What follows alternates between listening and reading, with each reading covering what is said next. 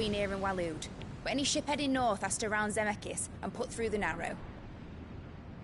Maintain our current bearing north-northeast, and we'll catch the Black Galleon before she vanishes again. What's to prevent her from circling around Ash from the south? With these winds in those waters, it'd taken forever and a fortnight to reach Stonehere. Mid knows what she's talking about, Clive. Better than any of us lot, anyway. I say we do as she tells. Sails on the horizon. She's ours.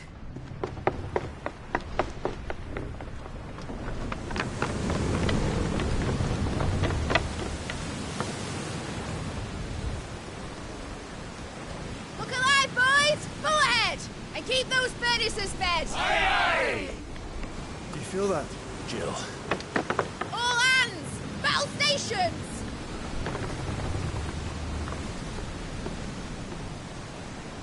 Let's see what this girl can do.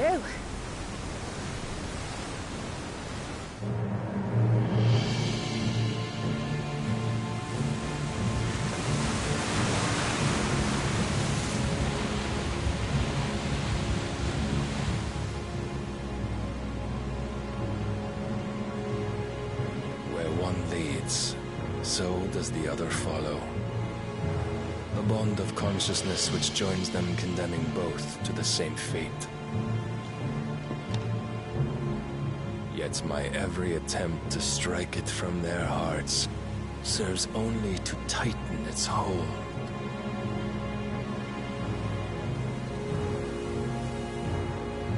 Fascinating.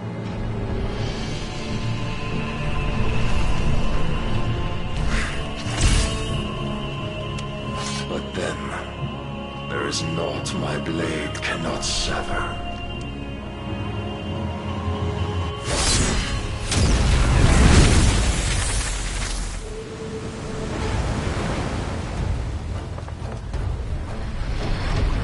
Great Gregor's gas!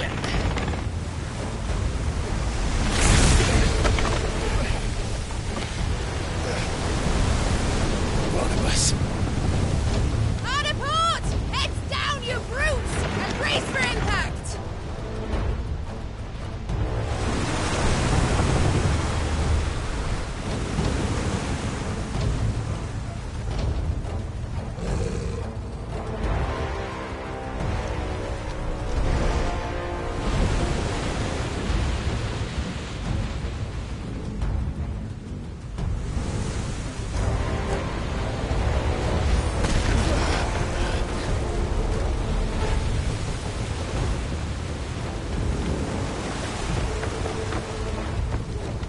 It's now or never. I'll find her.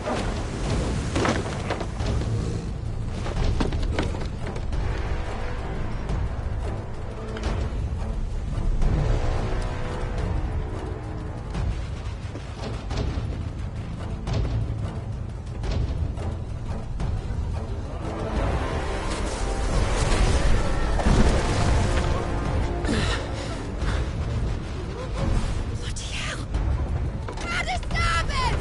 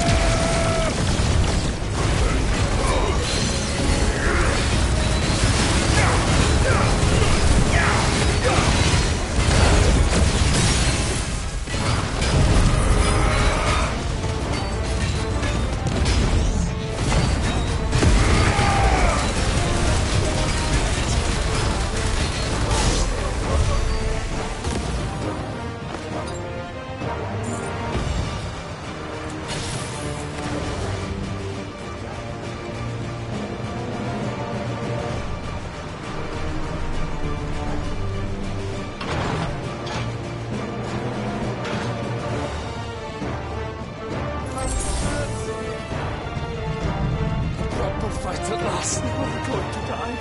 Lost on the Watcher's blow. We need to hurry.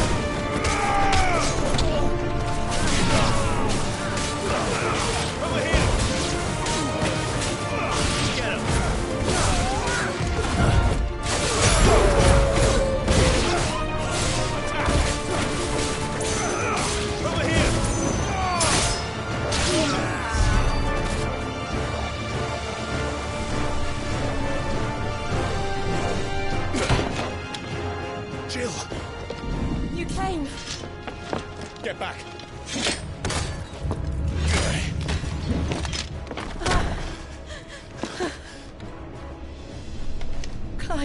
How did you... I'll explain later. Hands.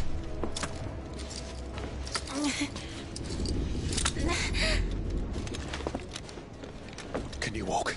Out of here I can.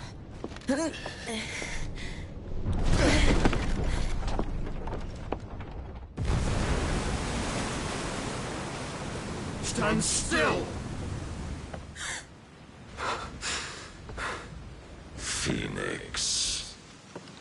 Are you not the dominant of fire?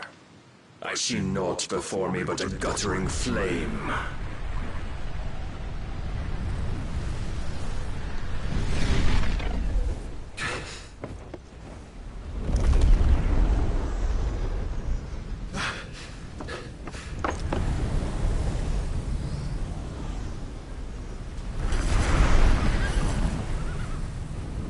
Odin.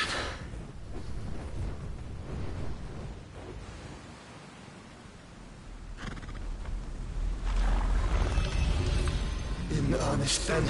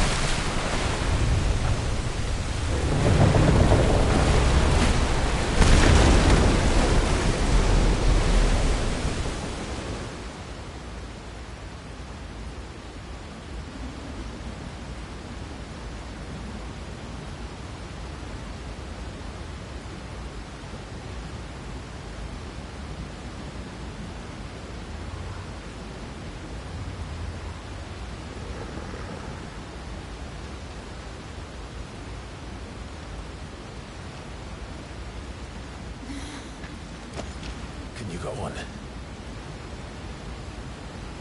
I think so.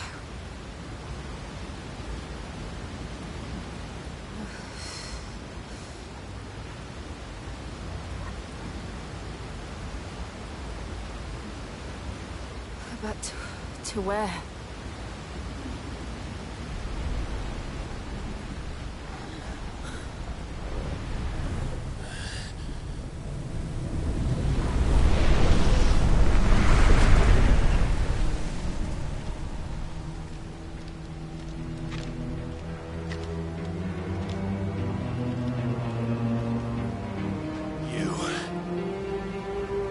What did you do to Joshua?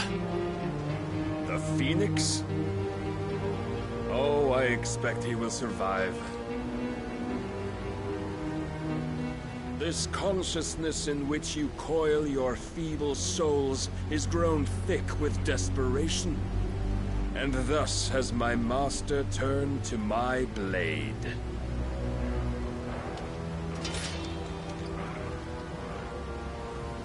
The world will soon be painted in black.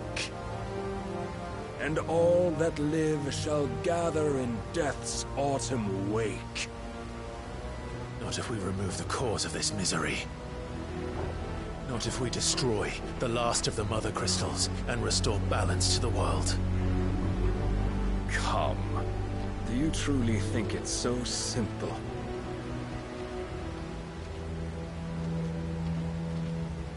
The blight is inevitable. Not even the Almighty might stop its endless march. Your efforts will avail us naught. Naught, that is, but suffering. You must embrace the truth, Mythos. Accept your place with the Lord. Keep it. As long as there's a chance, there's a choice. ever led astray by your blind resolve.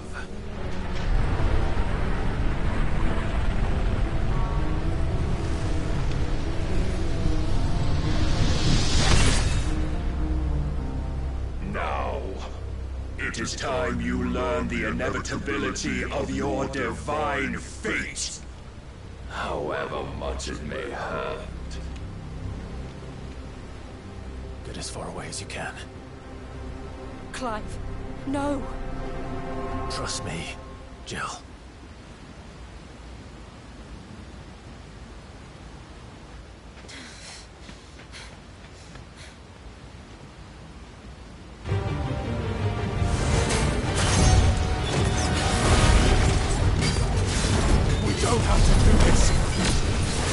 Oh, but we do.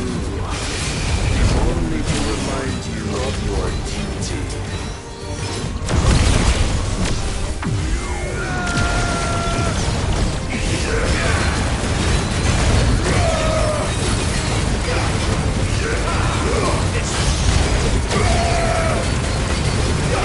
In the short time since our last meeting, you have grown much.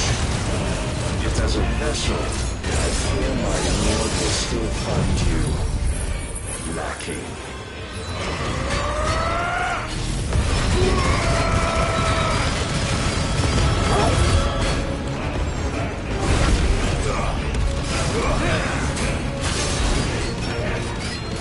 Rise, Mythos. All this fire and fury. And for what? Stopping the blight. A foolish notion fed to you by a foolish man. How dare you? This world will allow peace in it. If our fates were so easily rewritten, we would all be gods. Defenders now!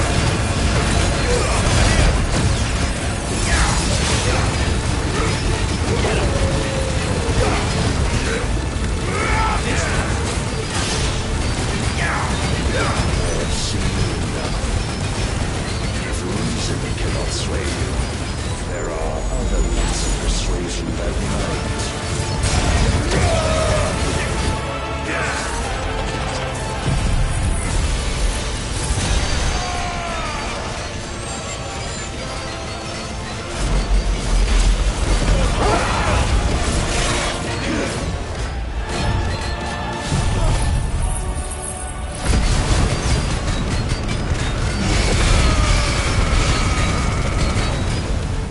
Razor guard.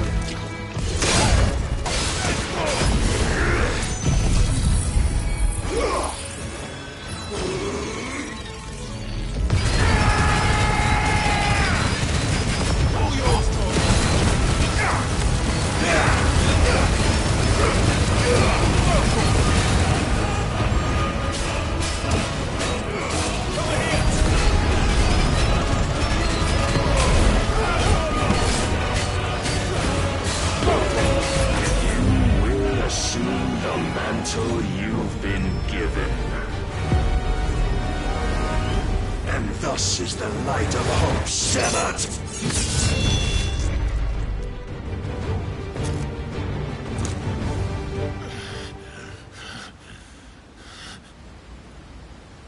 You would yield so soon. Never. Clive!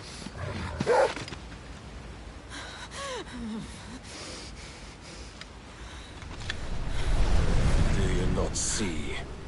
Your iron will weighs you down, dragging you ever further from your purpose. And what is my purpose?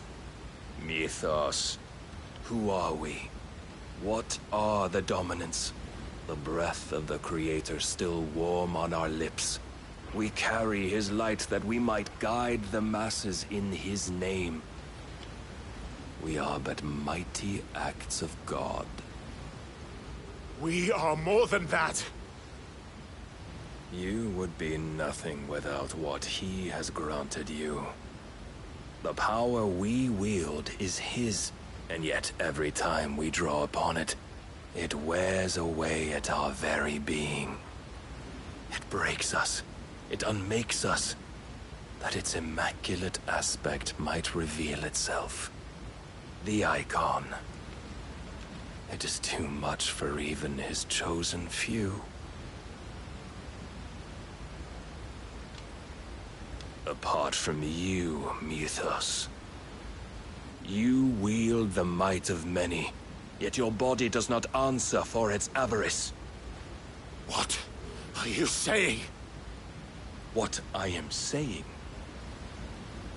is that we dominants are a means to an end.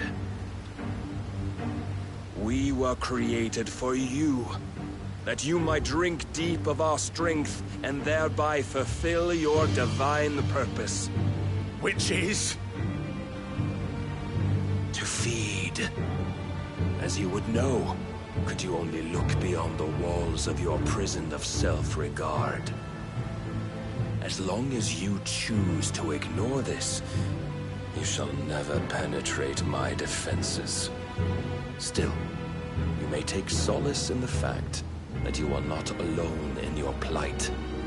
The chains of volition shackle all of mankind, but there is yet cause to rejoice. For the Lord, in his mercy, has taken pity on his flawed creations, and shall see them restored to their proper forms. And what exactly would that be? Why, loyal servants to God. No. Manners, Lord Rosfield? They are men, like you and me. Albeit ones unburdened by the wills that drive our kind to madness. They are pure. They are divine. You mean to turn everyone Akashic? Not turn, Mythos. Turn back. For too long has mankind been led astray by their clamorous wills. It is time they return to a world of quiet equality, where they might once more know salvation. Salvation! And abandon everything we hold dear! We don't need your salvation. We'll save ourselves, and we'll do it on our own terms. Not yours. And not your gods! With every defiant expression of your will, the tighter the chains of consciousness become. But perhaps that fact may be put to use.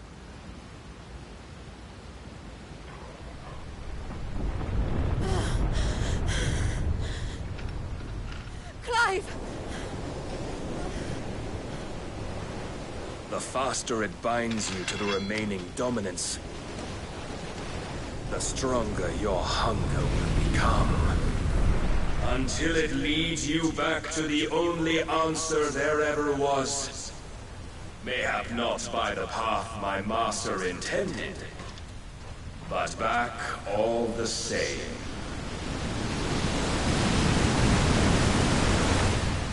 Ash is not far. I could freeze a path.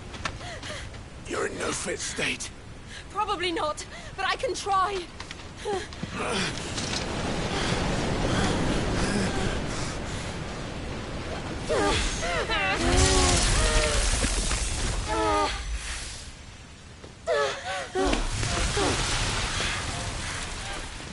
Don't look back!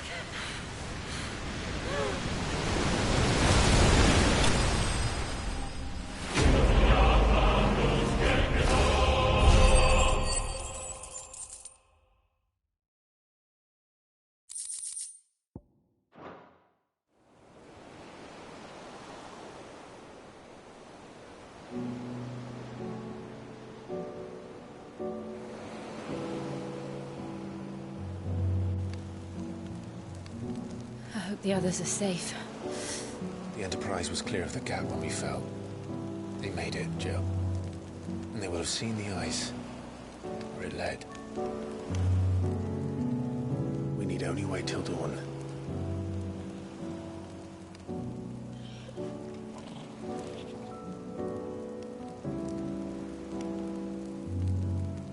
This is the second time Barnabas has bested me. I'm powerless against him. And maybe there really is nothing else for it but to give yourself to his master.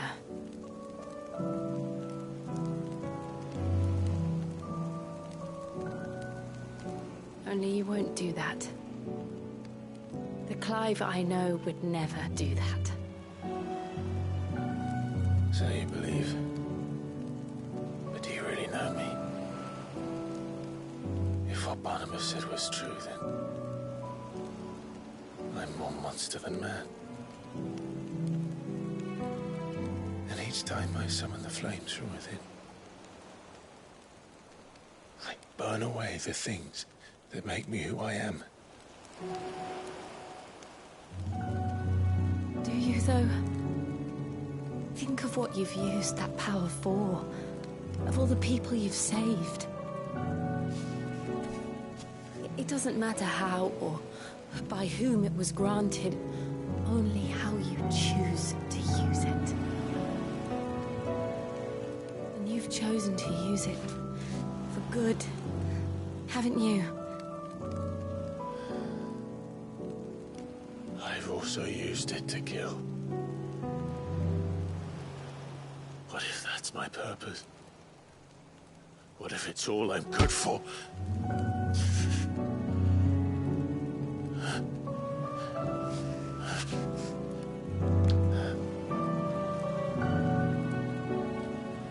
You're still that same boy I grew up with. Always so eager to save everyone around you, and yet always so alone. Because you failed to realize the one thing that needed saving most of all. You, Clive. You. You never once took the time to save yourself.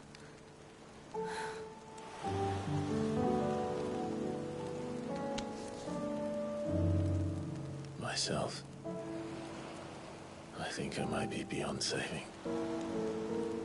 No one is beyond saving.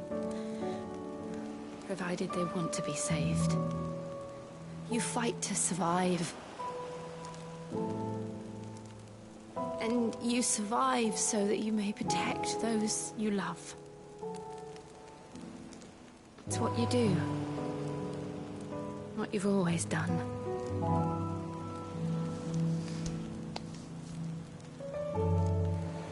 And I know you're not about to change. So I'm going to help you. To give you what you need to protect us all.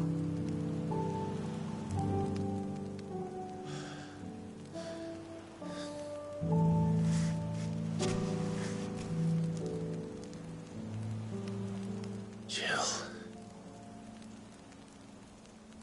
Are you sure?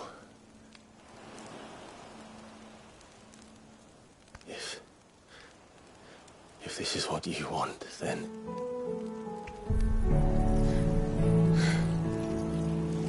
Don't worry, Clive. It is.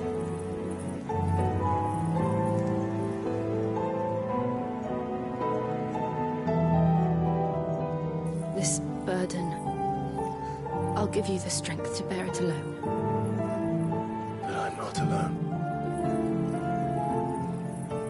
These burdens I carry, my sins, my pain, my sorrow, I see now that they are all a part of me.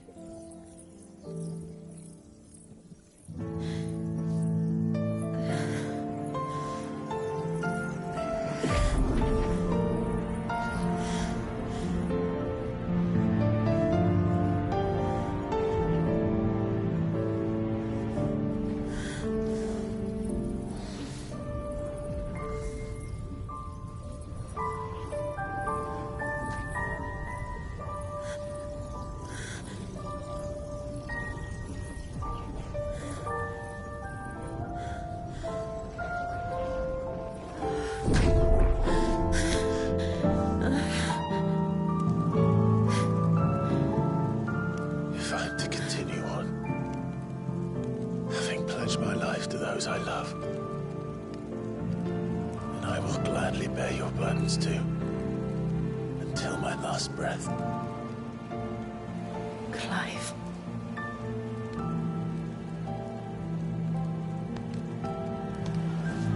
I promise you, Jill. We will find a way to escape this fate. Find a way to save each other.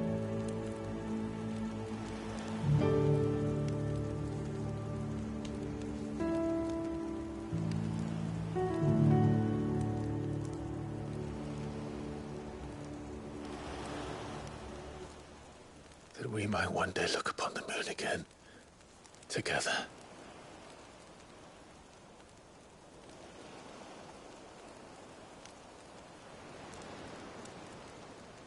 And I promise you, Clive,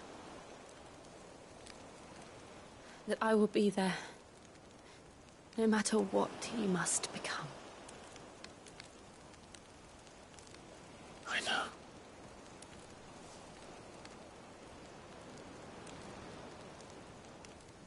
I never thought a smile could bring me so much joy.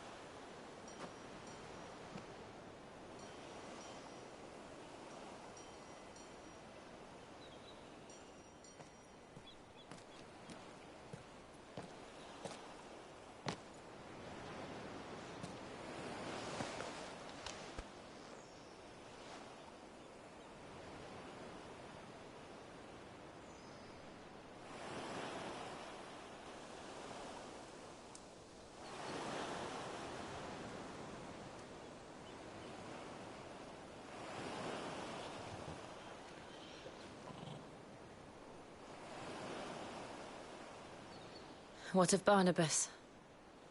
Do we pursue him? No. Our paths will cross again soon enough. Whether we like it or not. Besides, there is something we must do first.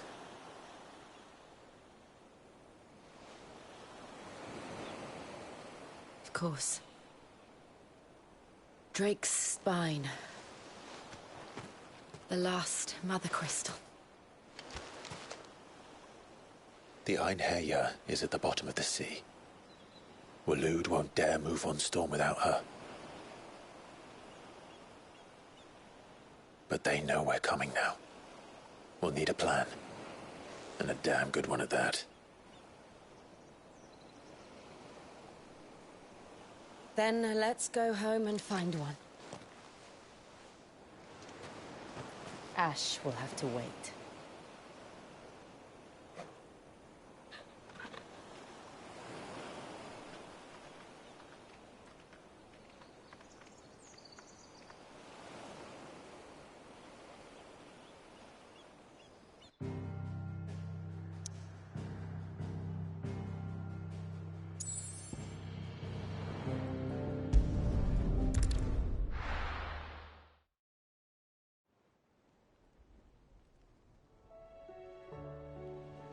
Mid says Odin split the sea in two.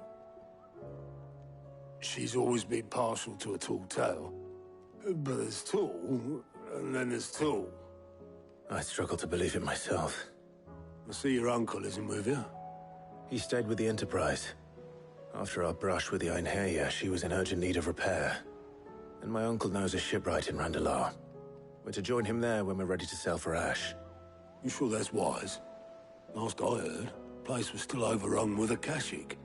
Show me a city where that isn't true. Ultima's plague is spreading. We're running out of time, aren't we? We've done our best to shore up that hideaway. But I doubt a few planks will stop what's coming. Still, we'll keep at it. Every little helps, I suppose. Let's hope so.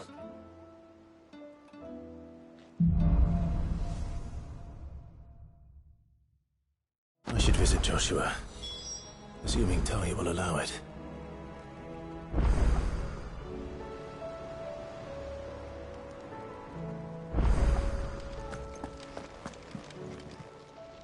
How may I help you today, Clive? Your benefactors are a generous lot. Here you are. All done? How are you doing? Anything catch your eye?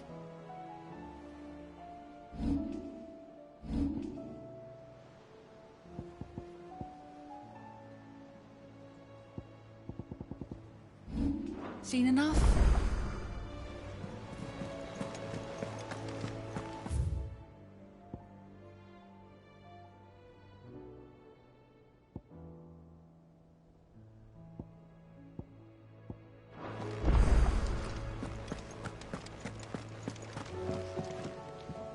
Heard the bad news then, did you?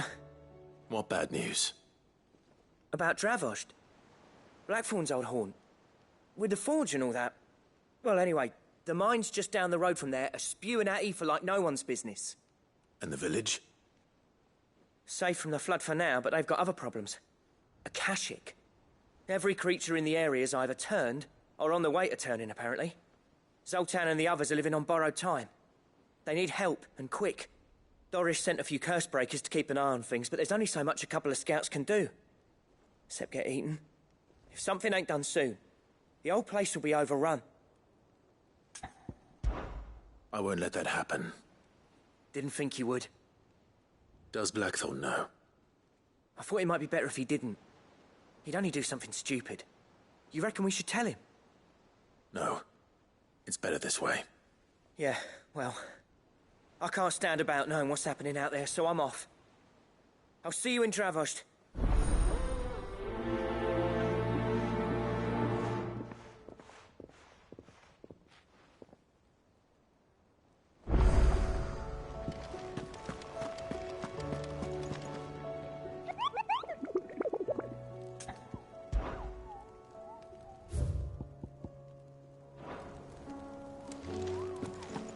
How do you split the sea? Covered in nicks and lumps, the lot of them. It's a wonder they can still walk. Come back.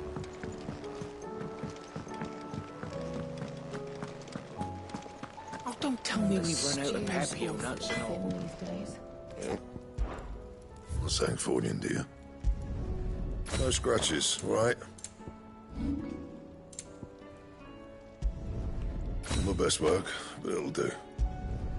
Yeah, that should do you. My best work, but it'll do. Anything else?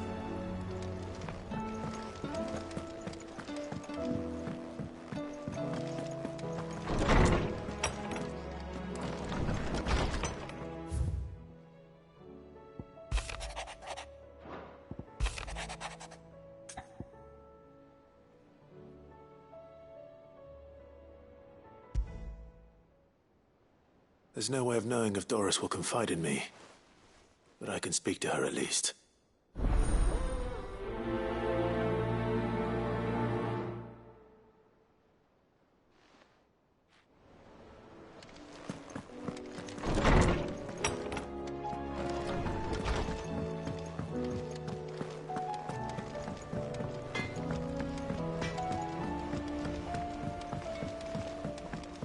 Have you tried Molly's lemon tarts? I've never had anything so delicious.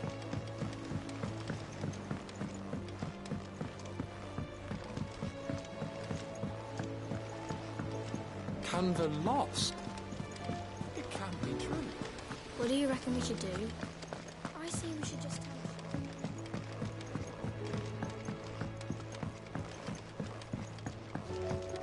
How was she? The Enterprise, I mean. Ah, Sid. Just the man I was hoping to see. Did you have a mo? Don't tell me. You need more bomb ash. Oh no, we still got plenty of that left. I'm working on bringing another one of the Chief's designs to life. This time, it's a new smelter. It's got a reverberatory hood over the top for additional thermal amplification and a system of reciprocal recirculatory regenerators that let's just say it gets very blimmin' hot. A heck of a lot hotter than anything Blackthorn's got in his forge, that's for certain. Only mithril engines get hotter, and you can't chuck ore in one of them and get metal out the other end. Trouble is, we won't be able to make out of any old rubbish neither.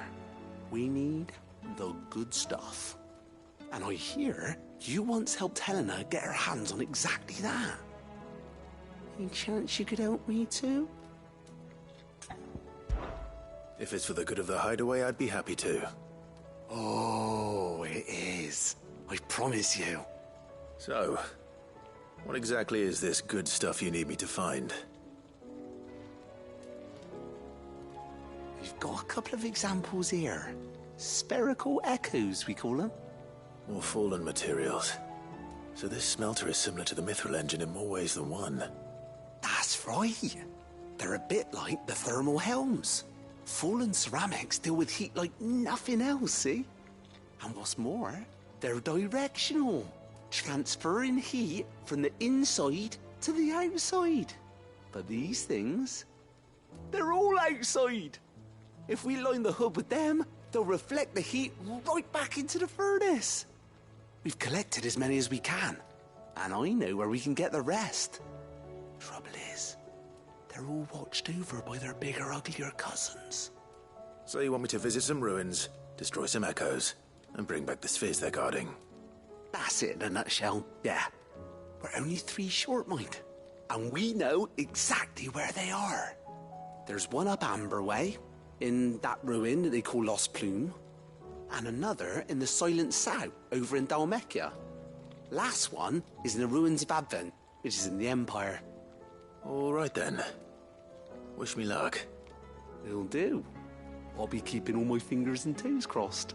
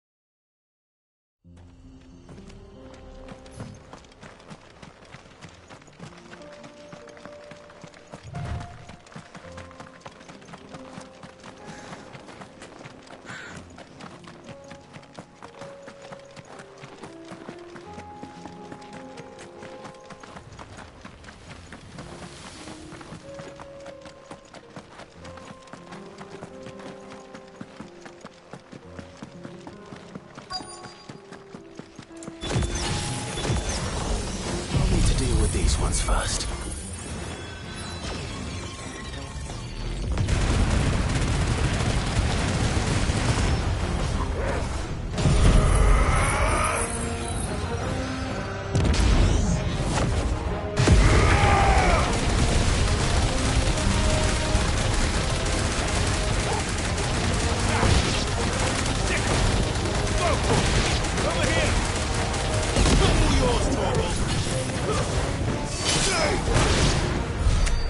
To find this spherical echo.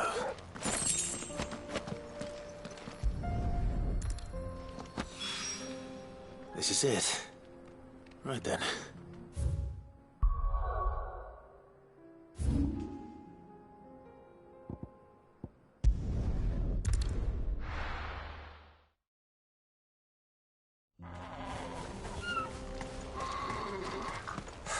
So Dravost is still standing. For now, at least. If you can swing a hammer. I never thought Clive! You're here! And the Akashic? Mostly off to the north still. But I spoke to Doris's scouts and it turns out things are worse than I thought. There's swarms of them out there. Told old Snotty to be ready to seal the north gate. That should buy us some time if we need it. Enough for the villagers to barricade themselves inside their homes at least. Well done. Welcome back, Sid. I'd never have guessed, you know. Not if August hadn't let slip. Who'd have thought that the savior of Dravost would turn out to be the realm's most infamous outlaw? Keen to help us out again? I am. Thought you could sneak off without me, did you? Blackthorn. Oh, what are you doing here? One of the scouts couldn't keep his voice down. Unlike my best mate who didn't think I deserved to know. Zoltan, how long's it been? Long enough for us two to turn into a pair of old codgers, I see. That your idea of an apology? Prick. Don't listen to him. You only did what you thought was best. For the village and that. I did, yeah. But that ain't the whole of it. Vulcan, our master, didn't leave the chiefdom to the two of us. He left it to me. The best blacksmith in Dravost, barring himself, of course. Bloody stupid tradition, in my opinion. If someone's got talent, you should let them practice their craft, not ask them to settle petty feuds and barter for grain. Our master wasted half his life that way. I wasn't about to let that happen to me. So you wasted half of mine instead? You're what Dravost needed. Under me and my precious ideals, this place wouldn't have lasted a year. So I left to devote myself to the work and spare you lot the consequences. I may be a selfish prick, but I only did what I felt I had to. What you had to do was your duty! Even if it meant we all starved? Enough. This is no time for bickering. You can finish beating each other up once Dravost is safe. Fine. I've said my piece anyway. Yeah, so have I. Sorry, Clive. I shouldn't have stuck my nose in. We're short enough on time as it is. Still, give us a mo, would you? I need to get my head straight before any of them Akashic try to bite it off. You, ready for the off, then? We can't afford to waste any more time. Right you are. Might be worth having one last word with the scouts, though. Don't want any nasty surprises, do we? Oh, and Blackthorn, you and Zoltan might be better off staying inside the... Akashic on the move. How close are they? Within sight of the walls, and there are more coming up from the mines. What was I saying about nasty surprises? They'll wash right over us if we stay out in the open. We're pulling back behind the gates. Good idea. Get yourselves inside, but keep your weapons handy. Understood.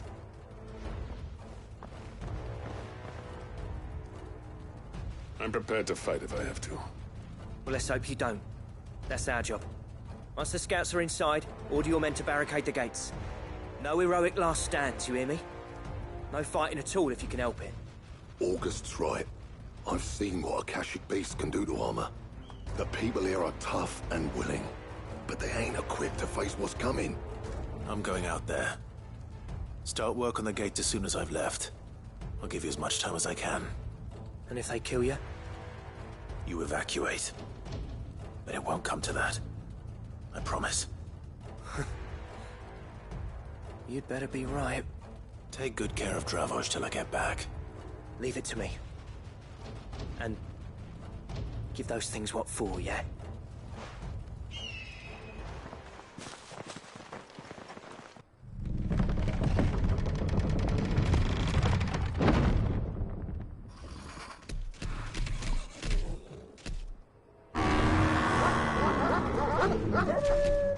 All right. Which one of you's first?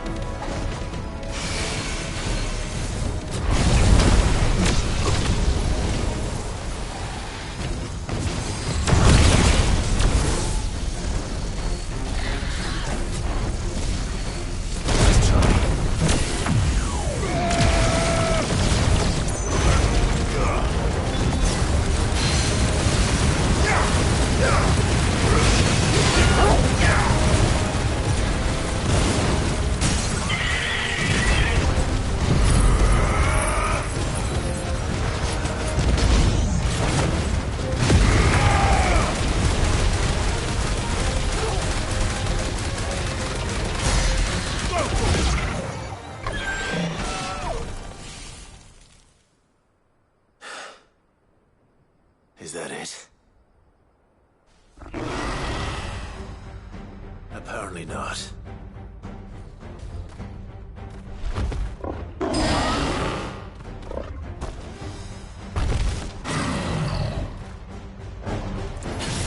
Not getting past me.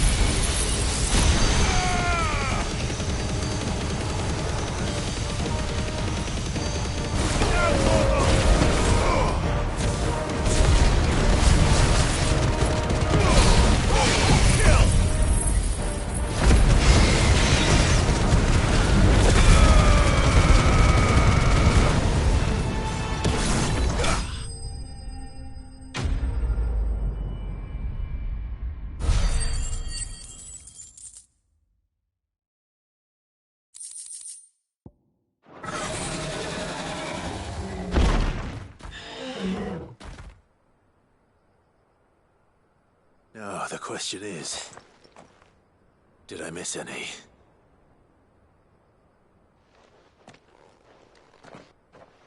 Man alive! You're still in one piece! I slew as many as I could. As many as I could, he says. The old bleeding lot, more like it. Well, almost. Only almost. Yeah, one or two did try to sneak over the wall. But we got the bastards, don't you worry. Good. Though you do know, more will come in time. In time, yeah. But we can think about them later. Let's get you back inside.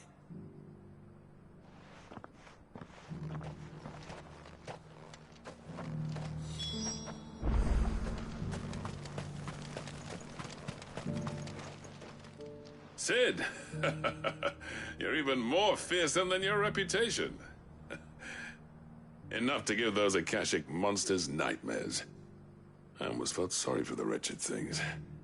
But mostly, I felt grateful. Dravoged won't forget what you did today. I'm afraid I've only delayed the inevitable. There's no getting rid of that ether flood. Meaning that any living thing which stumbles into those mines will end up clawing at your walls again. And that's if the flood don't spread. If it does, well, I hate to say it, but the village's days are numbered. That may be, but we're staying just the same. With ether floods springing up all over, It's no less safe than anywhere, and more importantly, it's our home. We'll fortify the gates to the north, and I'll see that they're guarded day and night. All right. Then we'll give you a hand shoring up those defenses. As for you, Blackthorn, that's twice you've turned up when Dravos needed you. So, thanks. I shouldn't have stayed away so long. And I shouldn't have left without talking it over with you first. Too bloody right you shouldn't. Though I doubt I'd have listened. I always envied you. How you made everything look so easy when, for me, it was anything but. You leaving gave me the perfect excuse to hate you. And from that day on, I never once stopped to wonder what it would have been like if you'd stayed. But what you said earlier, it was true. You'd have been the death of this place. Finally, something we can agree on. I hope you see the sense of it eventually. You kept this place alive. Alive, perhaps. Wealthy even, but Dravos isn't what it once was. Our work used to be the pride of Dalmekia. Now, we churn out the same rubbish day after day because it's easy and turns a profit. It's not about the craft anymore. I wouldn't send my sons to war wearing the shit most of our smiths are making. I've kept working, honing my skills, trying to lead by example, but no one sees the point. The average castle apprentice has as much passion for the craft as our current lot. Come back to us, Blackthorn. Remind Dravos what a true master blacksmith looks like. I'll even man those bellows of yours if it means we can work at the same forge again. That's a kind offer. Kinder than I deserve. And I wish I could accept, but I'm needed elsewhere. There's people who trust their lives to my steel, and I daren't let them down. Fair enough. But that doesn't mean I couldn't visit from time to time. Let's see if we can't rekindle this town's passion for the craft, shall we? I'd like that. Just be sure to tell Snotty to let me in the next time I come calling, yeah? Knowing him, he'd let you in anyway. Blackthorn. The Master Smith turned outlaw, back in my good graces. I never thought I'd see the day.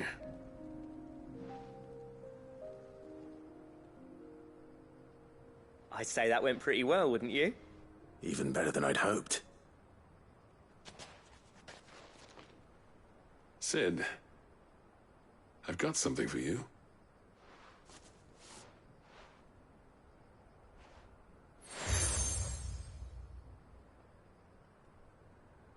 And this is?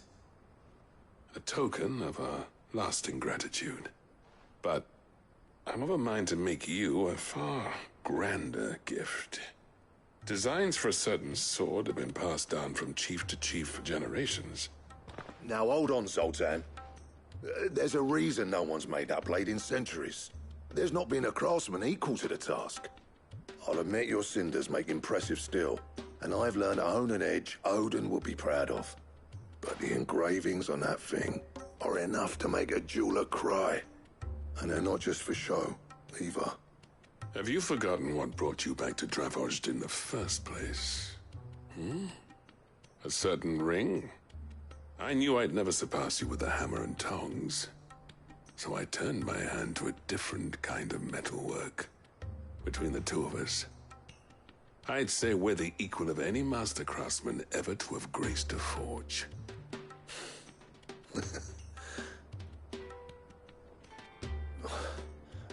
You know what? I think you might be right. Clive, you wouldn't mind if Zoltan came back to the hideaway, would you? He's more than welcome. As long as he can keep our secret. Right. Zoltan, get your tools. We've got a legend to forge.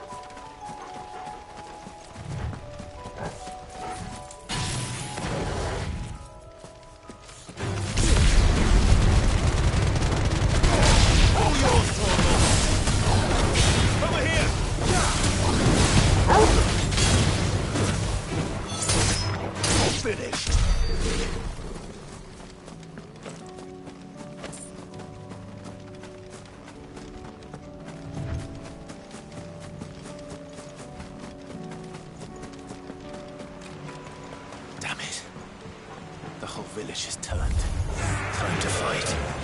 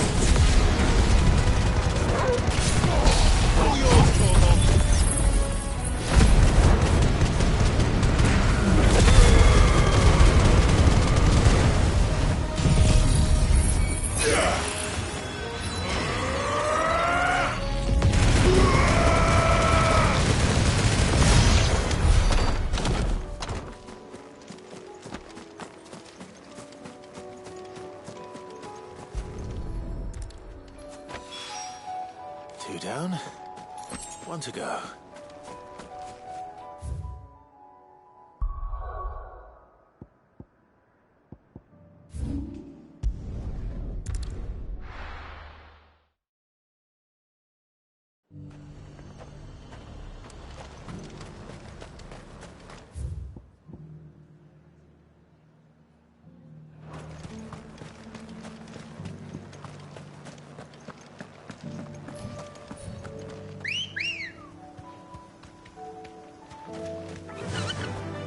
Fly, Ambrosia.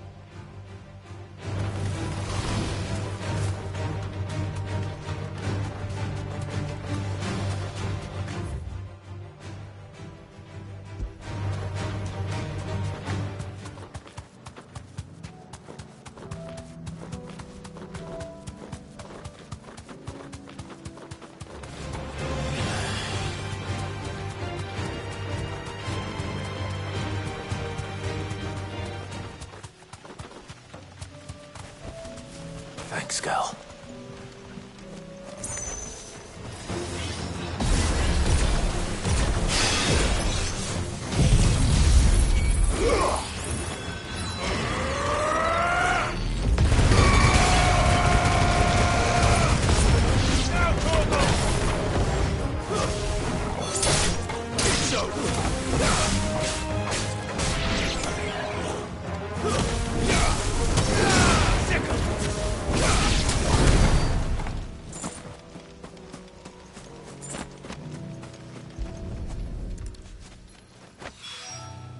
That's all of them.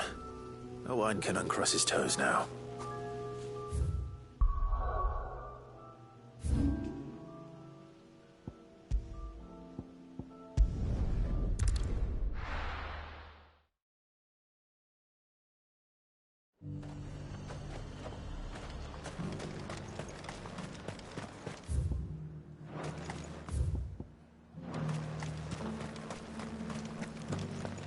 There were ghosts at the gates not days ago.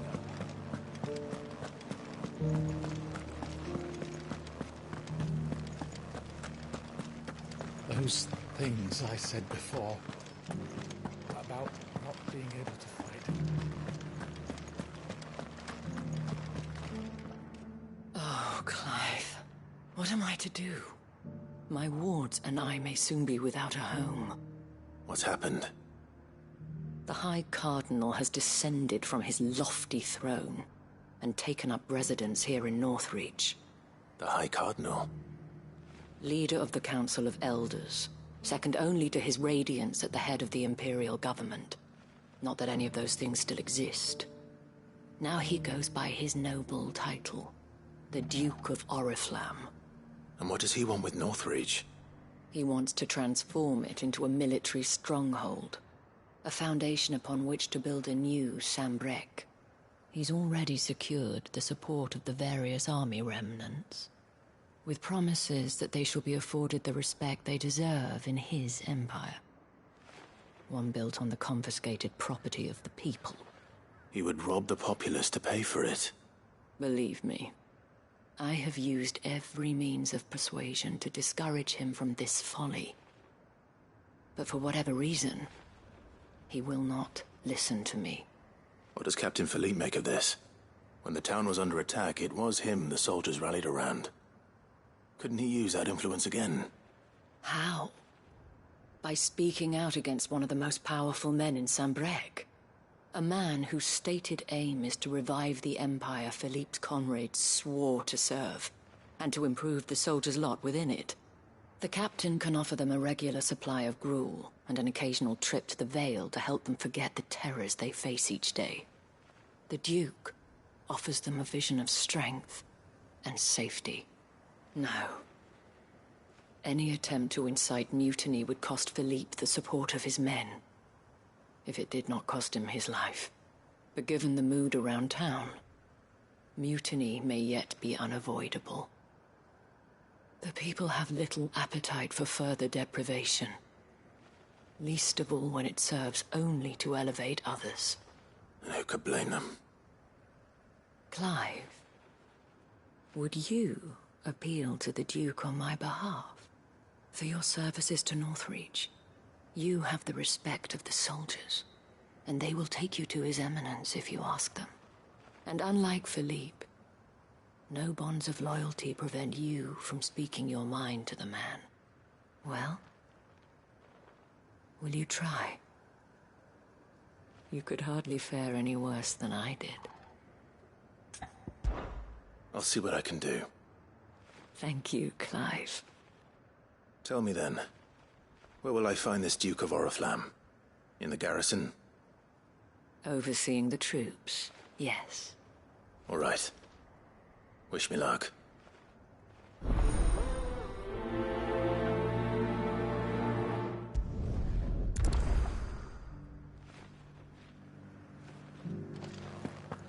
I may have met this Duke before, at the Remembrance Ceremony. Let's hope I didn't make a strong impression.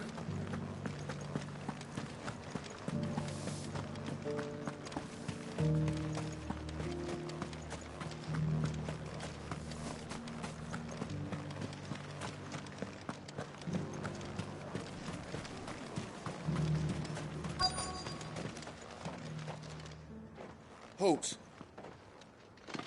Oh, sorry about that. You're the dame's man, aren't you? You got some business with the captain? No, actually. With the Duke. I was hoping I might be able to speak with him. We're under orders not to let any civilians pass. But you should be all right. His Eminence has heard all about you and your heroics. Wait here. I'll go and ask.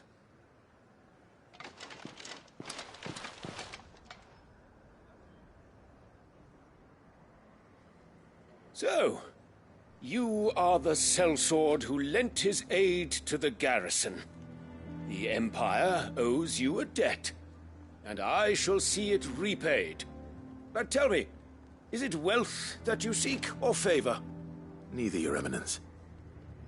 I thought only to inquire about your plan to turn Northreach into a stronghold. Ah, I see. You are worried the expanded garrison will render your services redundant. Yet you needn't be. A proud fighting man like yourself shall always have a place here. Pride of place, in fact. For too long has the contribution of the noble soldier been under-reckoned. But no more. For it is they who shall see the Holy Empire rebuilt, beginning right here in Northreach. Why here, Your Eminence? The town has been fortunate enough to escape largely unscathed from the recent troubles. Her defenses are sound, and her garrison well prepared. Which is more than can be said for Oriflamme or Twinside. The Empire wants for a capital, and I believe Northreach to be the perfect place. With Caer Norvent as her citadel. Once we have seen to the refortification of both the town and the castle, we need only build a wall around both to create a city that would be the envy of the twins. Plans are already underway for the construction. Soon enough, these thralls shall learn that they are no match for the might of Sanbreque. I fear you underestimate how dangerous these creatures are, Your Eminence. Should they return in force, you will need all the people of Northreach to come together in defense of the town. Something they may be loath to do if they've been deprived of their worldly goods. The people will do as their leaders command. If Sanbreque is to be rebuilt, she will require a functioning government. One whose authority is beyond question. That is why this levy is necessary, so that any man who wishes to join the army might do so and be fed, outfitted, and paid as befits a defender of the Empire. And yet there are those who persist in peddling the treasonous lie that I seek to steal from the people and drive them from their homes.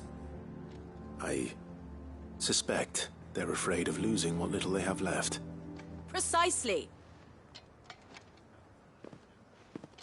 The common folk have little and less, and you mean to deprive them of even that. You would sow the seeds of your new empire in your own salted earth. Sabine, we have discussed this. Yes, and I told you then how putting the empire before her citizens would lead only to revolt. Without an empire, there are no citizens. And in yours, there will be only beggars. Is that what Griga wills for her people? Do not take her name in vain, Sabine. I'll come back later. A citizens' revolt. I wonder what the people really think of the Duke's plan. It wouldn't hurt to ask them, I suppose. Let's begin with those on the other side of the wall.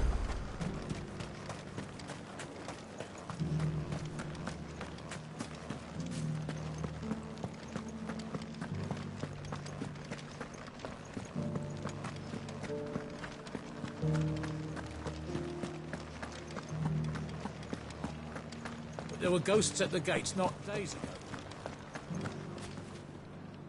All right there. What is it you're after, sir? Just your opinion, actually. I wondered what you thought of the Duke of Oriflamme. Oh, him. Not much. None of us traders do. It's thanks to nobles like him that we had to set up shop this side of the wall in the first place. Couldn't have the rabble getting any closer to the holy capital, could they?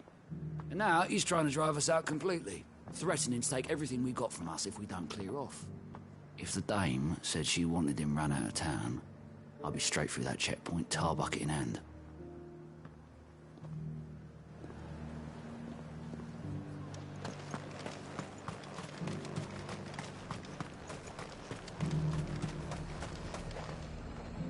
I've been hearing a lot of talk about a certain Duke. Nothing good, I'll wager. Going around acting like he owns the place. And with hardly a word to the dame. This is her town, not his. I take it you'd rather she was in charge. As far as I'm concerned, she still is. Just need his eminence to sod off back to Oriflamme. Why, you stories...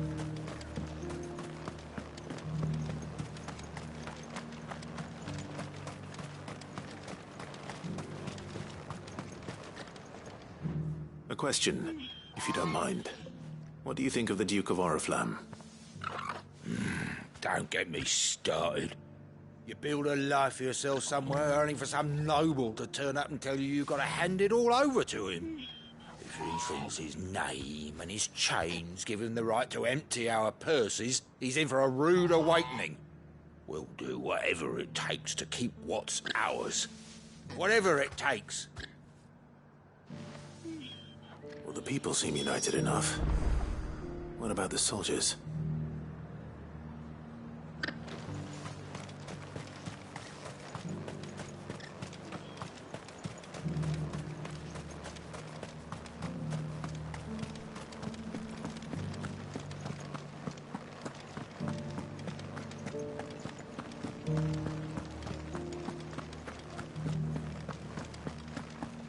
Those things I said before about not being able to fight. Excuse me, do you have a moment?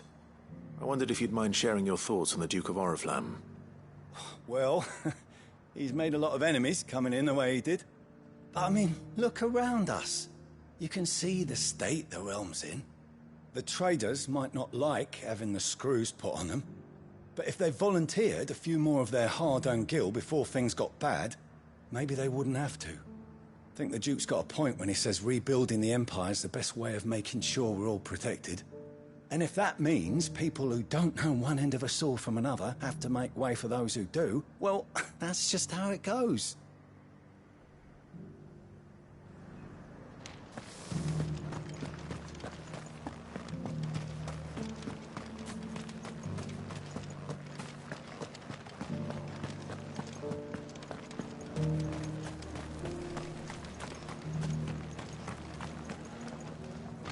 You. You're the one who was talking to His Eminence. On the Dame's behalf, yes. I was trying to persuade him not to take the people's goodwill for granted, but it seems my words fell on deaf ears. What do you think of his plans? I'm a soldier, mate. He tells me what to do, not the other way round. Listen, I've got nothing but respect for the Dame, but I've got a family to look after. That's where my loyalties lie, not with the town or the Empire, but with my wife and children. If the Duke can get us the men and the equipment we need to fight off those blue-skinned bastards, I don't care how he does it.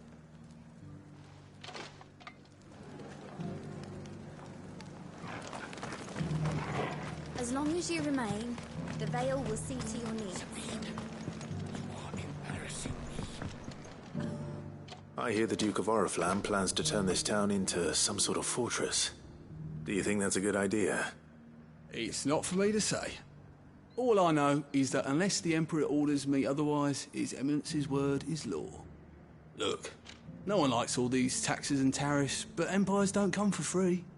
Once Sanbreque is back on her feet, we'll all reap the benefits.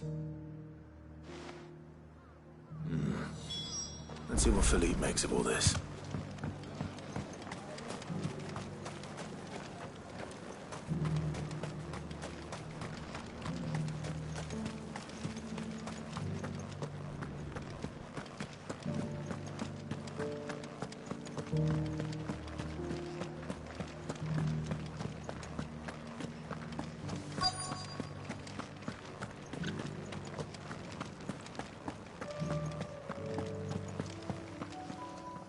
Captain, do you have a moment? For you? Certainly. Clive, wasn't it? Thank you for last time. How can I help you? I wanted to ask you about the Duke of Oriflamme. Do you intend to go along with his plan? But to tell you the truth, I'm in two minds. It's my sworn duty as a captain of the Imperial Army to obey his orders. But I can't say I agree with him. Philippe, I remember you saying that you became a soldier to protect the people you loved. The Dame included. That's right, I did. Well, she doesn't agree with the Duke's orders either. She thinks they could tear Northreach apart.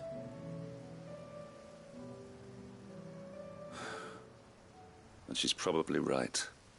Thank you, Clive. I know what I need to do now. Protecting the people I love is what matters. Doesn't matter how. Well, duty calls, so I better go. Thanks again.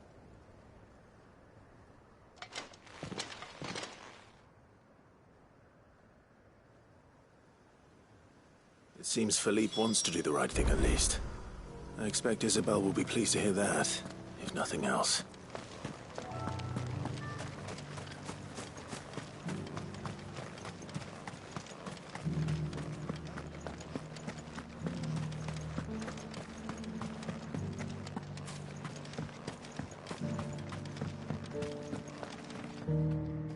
Ah, Clive.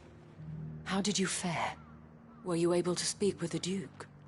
I was, but...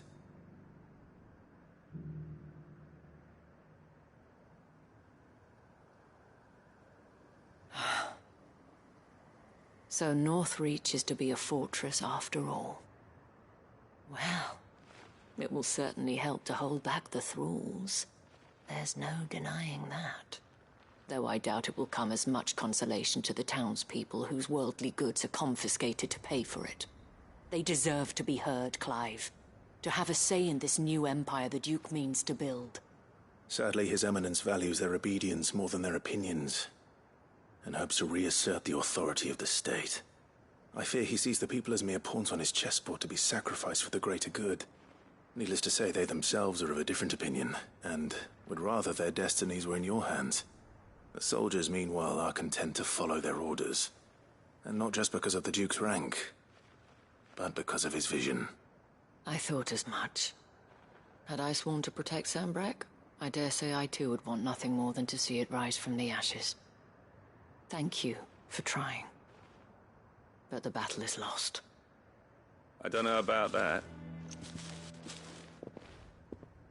What happened to your uniform? I handed it in, along with my resignation. Told the lads I wished them well, but that I owe it to those I love to call it a day. But why? Because I realized what really matters to me. Not following some nobleman's orders for the sake of it, but protecting what I care about. Protecting Northreach. I honestly don't know when those monsters will return, but I'm certain they're not finished with us yet. And when they do come back, we need to be ready for them. We need to stand together, all of us.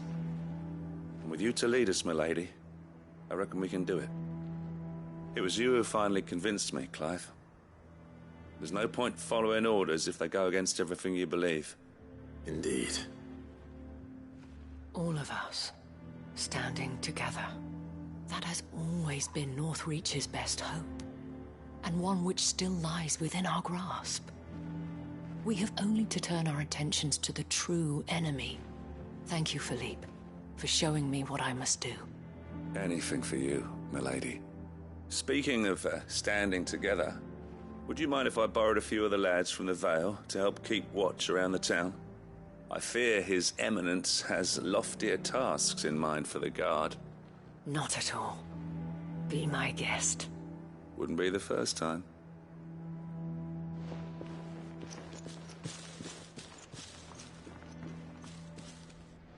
There may be hope for Northreach yet. Especially with men like you and Philippe to champion our cause. I, for my part, shall continue to work upon the Duke, in the stubborn belief that I might still tempt him into joining hands. But I suspect I shall have to call upon your aid again. Until then, Clive. Until then?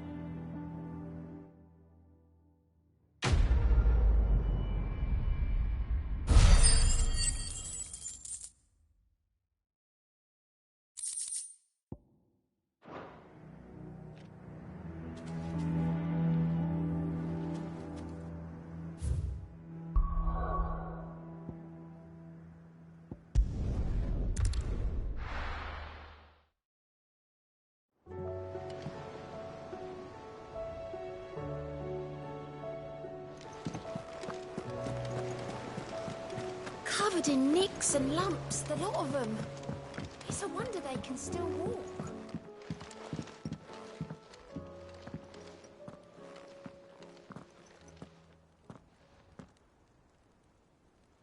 Where are you? Can I help you, Sid? I'm looking for Doris. Is she here? I'm afraid not. She's at Martha's Rest on a job. My job, actually. When she heard what the mission was, she insisted on going herself. Alone. Did she? What was the mission? Following up on some new information. Once they'd settled in, the bearers you helped liberate in the Dragon's Eyrie were keen to talk about their imprisonment. And about their captor. The slaver Cole's team were tracking when they were attacked by the Beastmen. I'll go and find her. She's at Martha's Rest, you say? If she's not moved on already, yes. I hope everything's all right. Why would Doris insist on going alone? Maybe Cole was right to be worried. How do you split the sea, you reckon?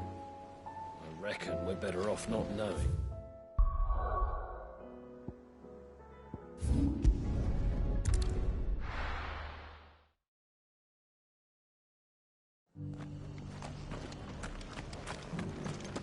Doris should be somewhere nearby.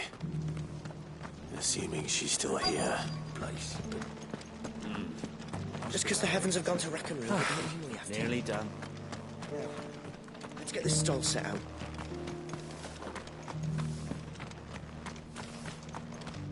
It doesn't still hurt, does it? It's been a pleasure, Doris. Just like old times. I'll give your offer some thought, my lady. How goes the investigation? Sid, what brings you to Martha's Rest? You. I heard you were out here on your own, tracking our slaver. I trust you're being careful. Of course. And it had to be me. The bearers from the Dragon's Eyrie confirmed a long-held suspicion of mine that the slaver we've been tracking is an old acquaintance. She's no fool. If we'd come in force, she would have spotted us straight away, and then vanished without a trace. That was her just now, wasn't it? So, was it a fruitful reunion? I'd say so. She tried to recruit me. Seems her time in Rosaria is coming to an end. She's abducted bearers from across the region and is looking to smuggle them back into Sambrek. After her brush with those beastmen on the road to Northreach, she hired herself an Imperial escort, which she wants me to join. She's dangerous, Sid, but I think I can stop her. Then I'm going with you. I'll take care of the escort. You can see the bearers to safety. Where are they? The Baum Archers, soon to break camp. You go on ahead. I'll follow once I've sent word back to the hideaway.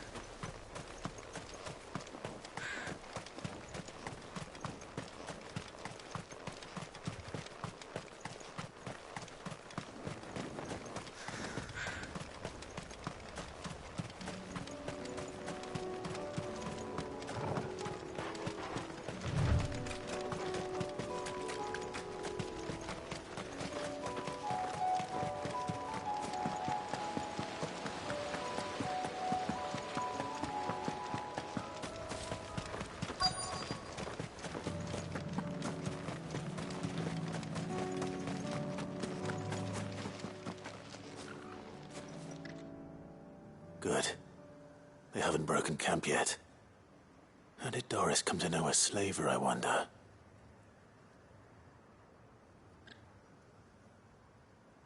We've waited long enough. She's not coming. Ready the bearers. We're leaving. Back to civilization, is it, Mom? With all haste, lest any of you lackwits start talking like these feckless bumpkins. I presume your men are ready. We've suffered too many delays as it is. Any more, and I'll be docking your pay. Yes, Mom. Oh, but before you go, it appears we have company. Kill him. You're welcome to try.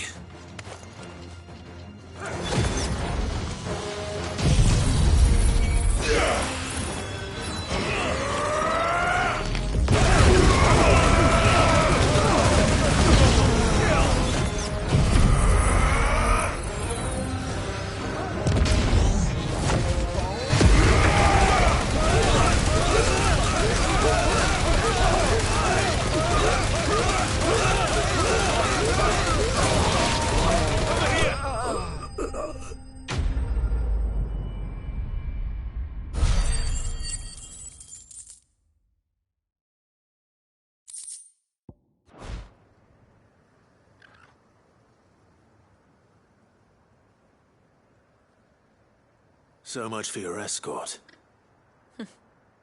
You'll forgive me for not avenging my men. I'm not the swordswoman I used to be. I surrender. Do with me as you wish, Sid the Outlaw. Sid! Ah, Doris. I take it you're not here to rescue me from our brooding renegade? You know, I always wondered where you'd vanished to. But casting your lot with this criminal of all people. Better fighting for a cause than killing for coin. I'm sorry, Sid. I should have told you sooner. This woman, my former master, once trained bearer children to be weapons in service of the highest bidder. She raised me like a daughter. And I did terrible things to earn her favor. It wasn't all terrible, surely. We had our fun, too. You were always so eager to learn, and had such clever hands. All my other children took either to the blade or to the books. Always either or. But you proved yourself a master of both. That's why I kept you for my own. How about it, my little dagger? Care to swear that blade to me again? I never swore my blade to you, nor will I ever. I fight for a higher cause, to liberate the bearers of this world. Farewell, Master. Thank you for making me the weapon I am. You always were a righteous child. Perhaps that's the reason I loved you so.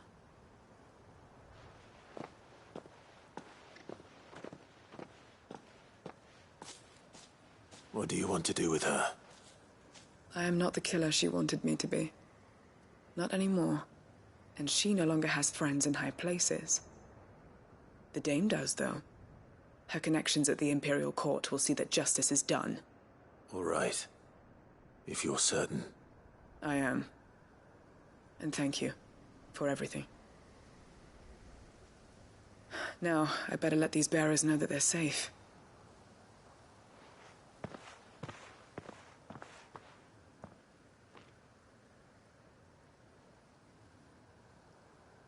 And I should head back to the hideaway and put Cole's mind at ease.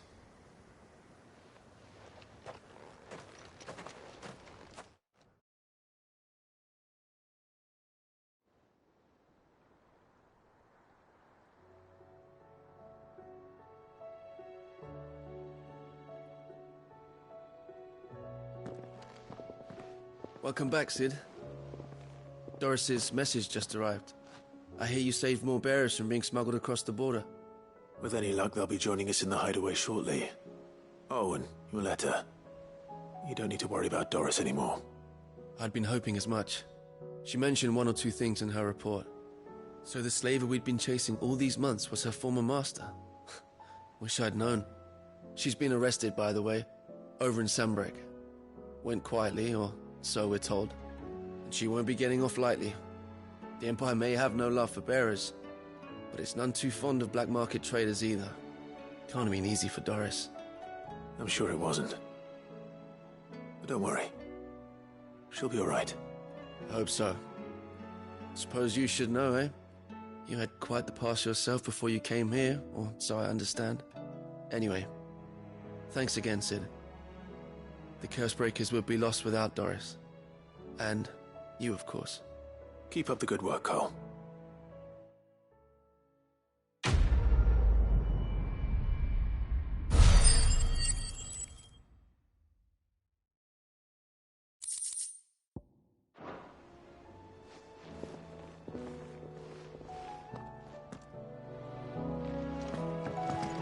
Come back.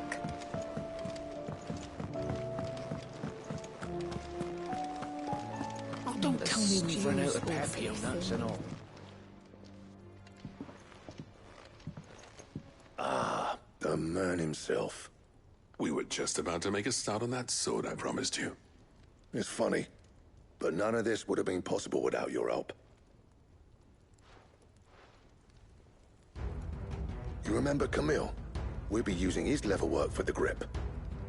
The steel, meanwhile, will be tempered in a fire, burning the cinders you charmed out of old Zoltan here.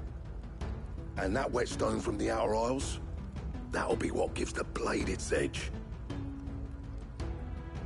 And the final flourish will be my talented colleagues' engraving. A team effort led by the greatest blacksmith alive. Now, save that talk till the thing's finished, yeah? Right. I'm ready if you are. To the bellows it is, then.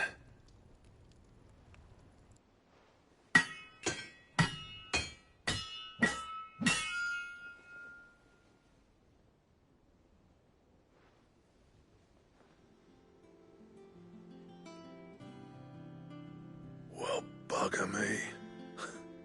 We actually did it.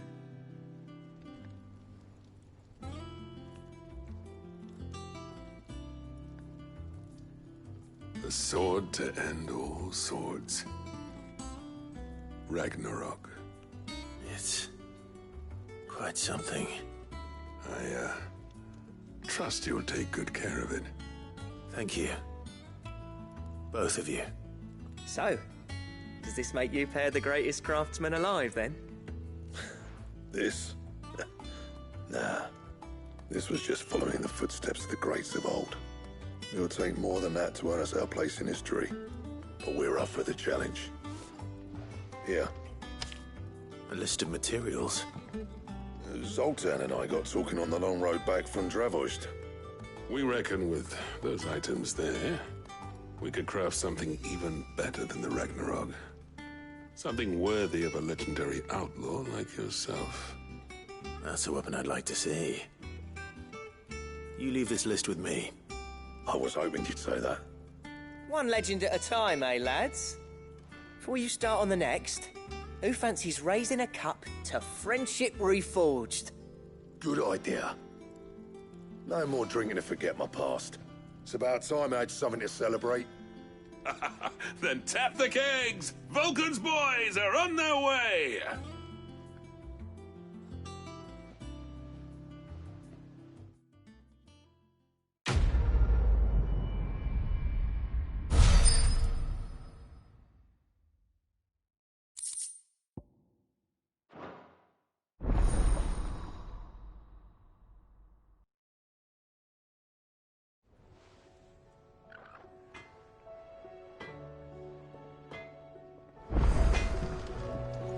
What do I owe the honour? So, will it be?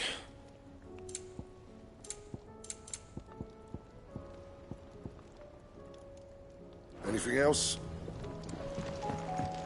The stew's run out of happy nuts and all.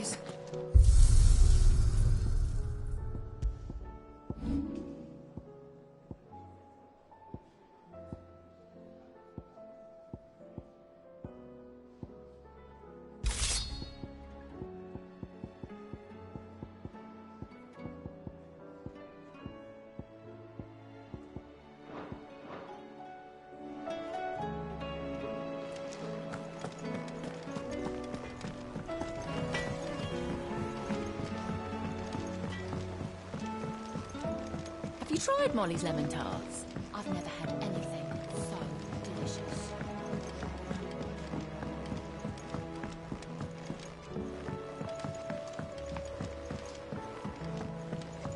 Canva lost. It can't be true. What do you reckon we should do? I say we should just help.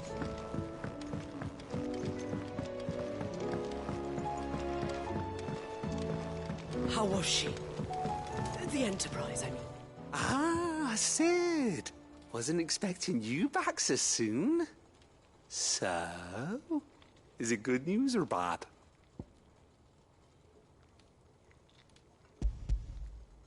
Good, thankfully. Here. Ah, that's brilliant! Thanks a blimmin' million! I'll fit 'em to the smelter right away!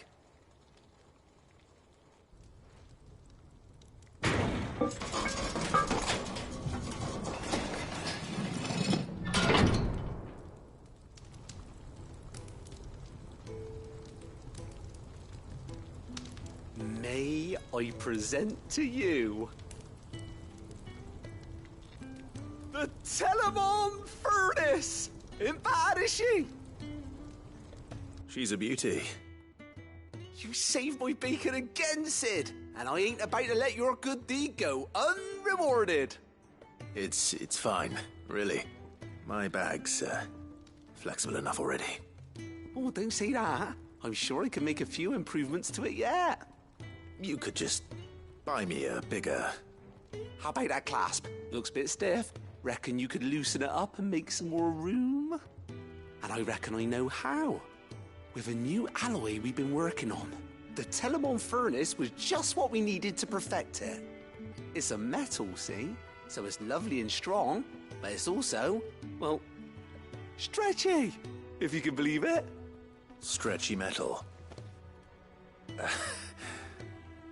Well, if you insist. That is the spirit. You'll love it, I promise.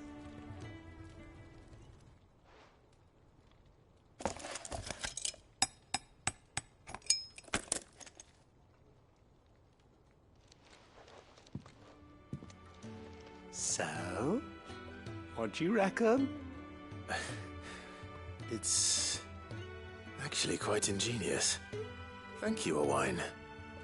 Shh, don't mention it. You earned it. And I wanted to get some practice in using that metal anyway. Reckon we'll have all kinds of uses for it around the hideaway. Can't think of any right now, but that's our job, innit? Dreaming up new ways to make life easier around here. Maybe even out there, too. One day, the whole world's gonna know about the inventions you've helped us put together. That bag of yours will be the first of many. You mark my words. They'll hardly believe their eyes, I'm sure.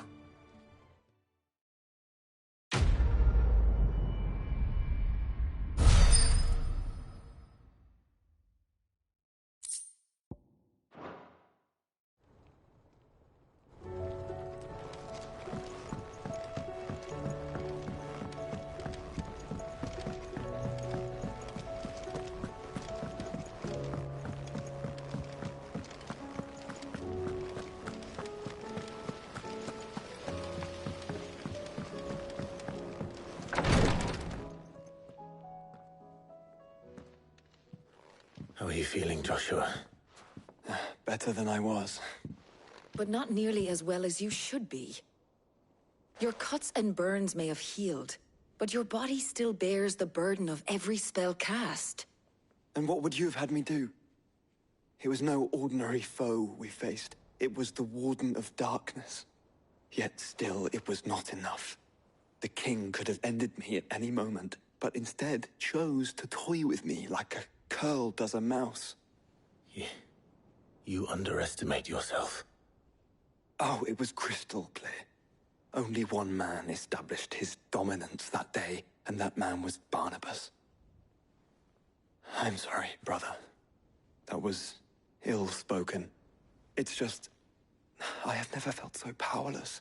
And when so many are looking to us for strength, perhaps the prince feels the same.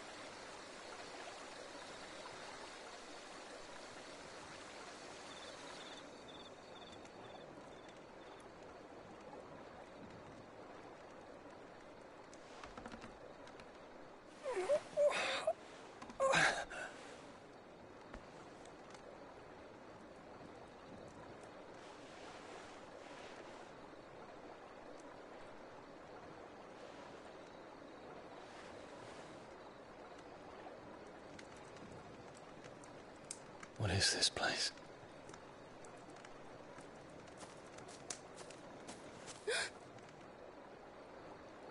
Don't move.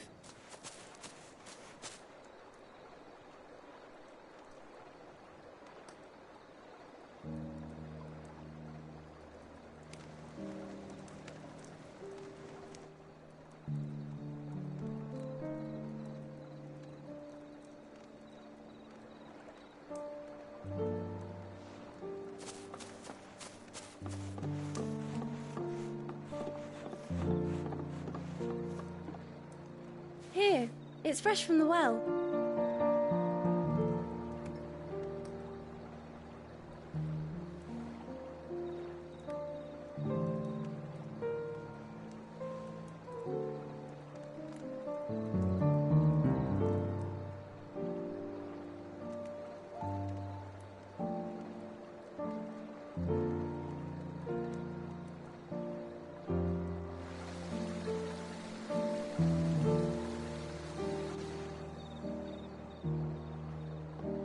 Grandmother told me spirits sometimes get lost, and that the lanterns guide them to their proper place. I set one on the river for her when she passed away.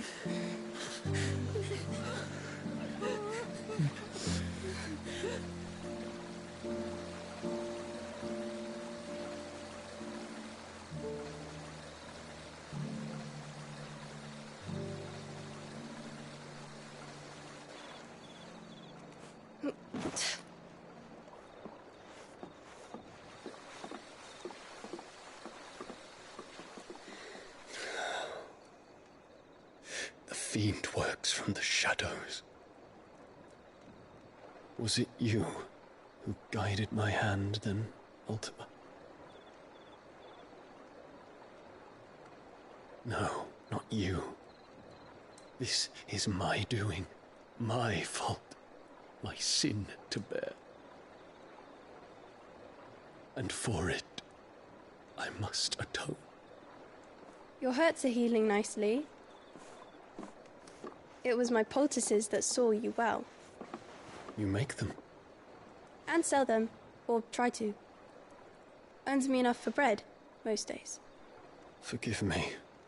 I have nothing to... I know, but I couldn't just leave you lying there.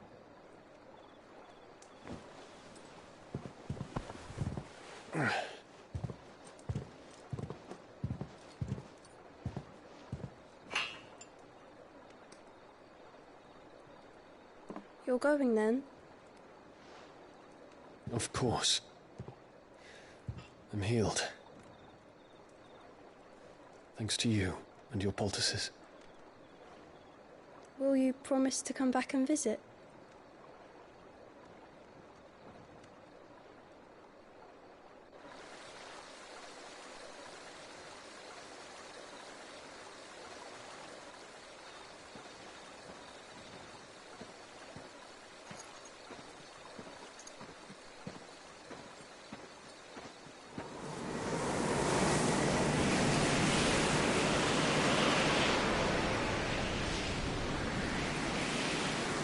Well, Phoenix, it would seem that I owe you my wings.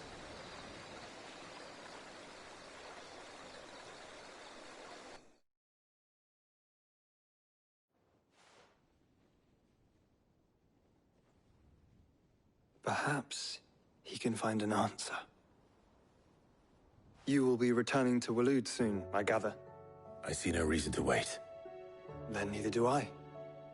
I can think of a few, but I doubt they'll stop you. You will take your medicine. Of course, Lady Daya. Set on leaving already, are you? How long will it take us to get back to Ash? Dunno, about the same amount of time it took us to get here. Maybe less, if your uncle can find someone trustworthy to patch up the Enterprise. All depends on where we're putting into port, mind. Yes. It's not as if we can put ashore wherever we choose. We have to assume that the whole of Ash is hostile, and that we'll be attacked on sight. Then we must find a place they won't think to look. And I have an idea who might know of one. The Professor! I'll go and tell you come in. While you're plotting our course, I'll be in the shelves with your lawsman. I wish to pick his brains about Ultima. Then I'll talk to Karen about supplies for the journey. They may not be easy to come by in Ash.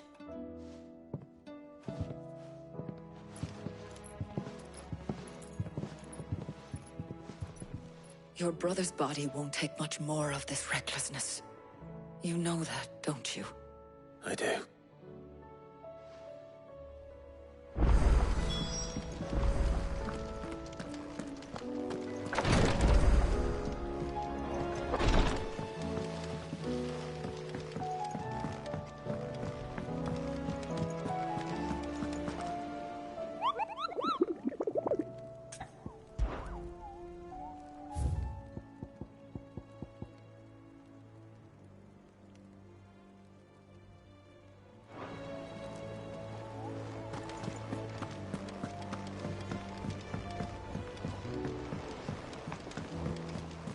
Covered in nicks and lumps, the lot of them. It's a wonder they can still walk. Come back.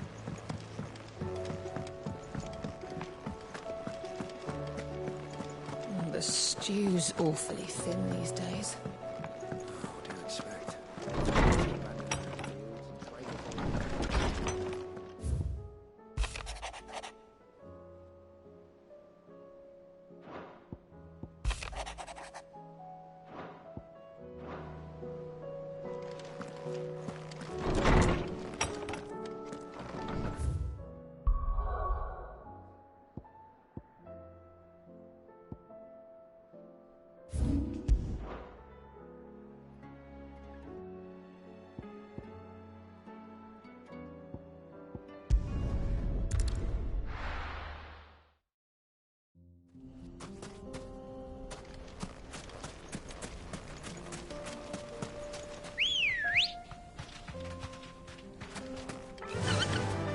run like the wind.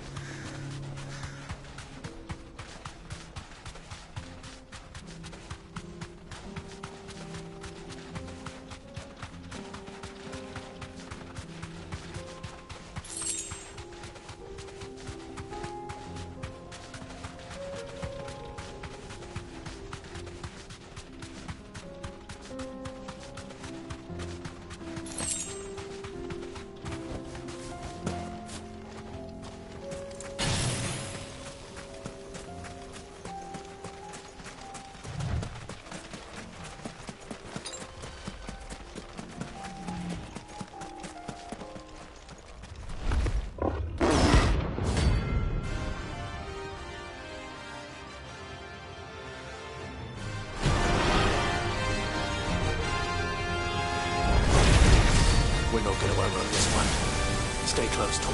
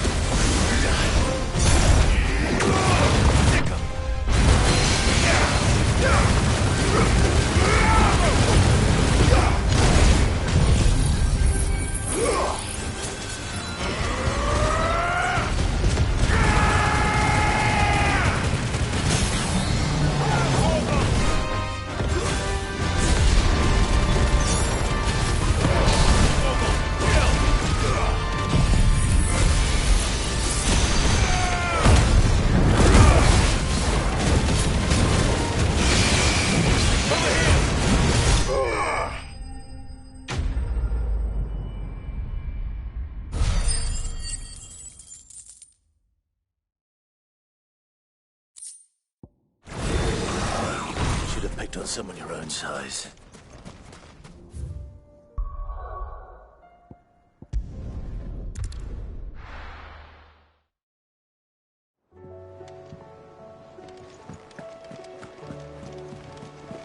Covered in nicks and lumps, the lot of them. It's a wonder they can still walk. I still say it were a compliment. Ah, Clive. I was wondering when you'd arrive. Please tell me you've come to take our young prodigy here off my hands. I'm not here for Mid. I need information on Ash. Then why not ask Molly if you can look in one of her ovens? Go on. As soon as the Enterprise is ready, we'll be setting out for Drake's Spine. And we're going to need a safe place to land. Preferably one that won't see my ship blown to shit and splinters. If it were that easy, do you think Waloed would have resisted invasion for so long? Very little is known of Ash, and the information we do have is spotty and outdated. We have the good King Barnabas to thank for that. Waloed's borders have been closed to outsiders since the day he seized the throne. If there is anywhere safe to land, you won't find it on my map. Then tell us what we will find. I'm sure you know better than we do. But no splinters! All right. If it will get you out of my hair. But interrupt me, and it's over. Understood?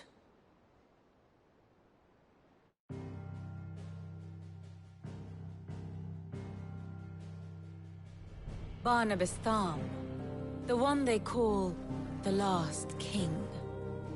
Understand him, and you will understand the kingdom of Waloed. Barnabas was only a boy when he arrived from beyond the southern seas, and barely a man before he united the ragged tribes of Ash. And having unleashed them upon the formidable Veldemark, he set his throne upon the ancient kingdom's ruins. The victory sent shockwaves around Valisthea. Tales of Odin's might spreading through every court, parlor, and drinking hole in the realm. Note that this was in the year 843, and that the king still sits upon his throne some 40 years later, quite untouched by time. Waloed's recent inaction left many wondering if Odin had lost his appetite for war. And yet here we are. The Einherjar was committed to the fray, a bold declaration of intent. Orcs swarm around Drake's Fang, and throngs of Akashic haunt Canva's streets. Though how precisely the havoc they wreak serves Waloed remains unclear. Regardless, if the order to attack truly came from King Barnabas, then one thing is certain. Waloed has achieved the impossible, and made bedfellows of beastmen and the ether-addled alike. All of which is a roundabout way of saying that you will be in unknown territory when you set foot on Ash. Much of the continent has already been lost to the Blight, and what few ports remain will be fiercely guarded. And that is to say naught of its natural defenses. Offshore currents will cast an ill-equipped ship out to sea one moment, and dash it against the rocks the next. But then the Enterprise is anything but ill-equipped. And Mid has made land there before. Now, if only there were someone with an intimate knowledge of the Shadow Coast, and where a daring gentleman might put ashore.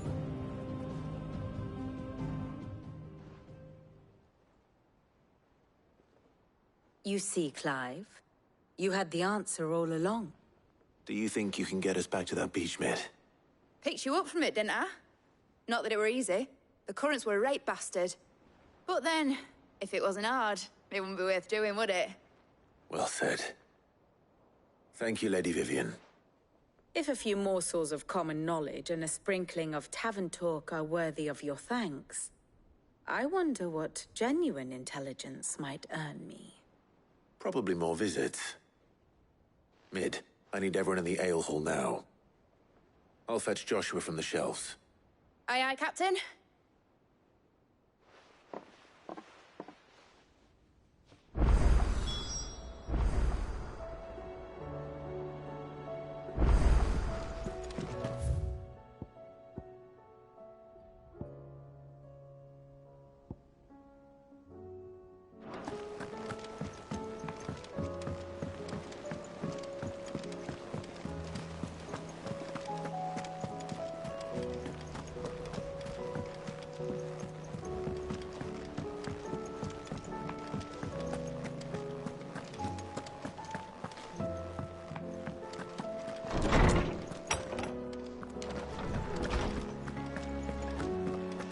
I have no reason to assume other. Clive, you must listen to this. Lawsman, tell him. Do you recall when we spoke before on the divinity of Ultima? Well, it inspired me to delve deeper into the subject. And what I discovered appears to agree with the findings of His Grace. You will recall that my quest to uncover Ultima's origins began with the mural at Phoenix Gate. But while I've always known it to be important, its secrets have heretofore eluded me. Now, however, I believe I know where to find the more complete example, one that will reveal all we seek. Master Clive, have you ever in your travels chanced to hear of the Circle of Malleus? I would think not, if you have. But there was once a time when the faith flourished, the oldest known religion in the Twins, and though its popularity eventually waned on Storm, hints of its dogma remain embedded in more modern faiths such as the Crystalline Orthodox. Wait, you said it waned on Storm. What of Ash? Religious monuments are often torn down or repurposed when new faiths rise to prominence. But if no new faith arose, then perhaps the ancient temples might still stand. And so, you see now why I must accompany you to Waloed. It would appear the past still has much to teach us, though in this case, it would not have been possible without the musings of Moss. To think that you carried a copy of my old mentor's chronicles all along. I am relieved to discover it in good hands. I shall guard it with my life. Joshua, if you're finished here, join me in the ale hall. I need to speak to everyone before we leave. Right away.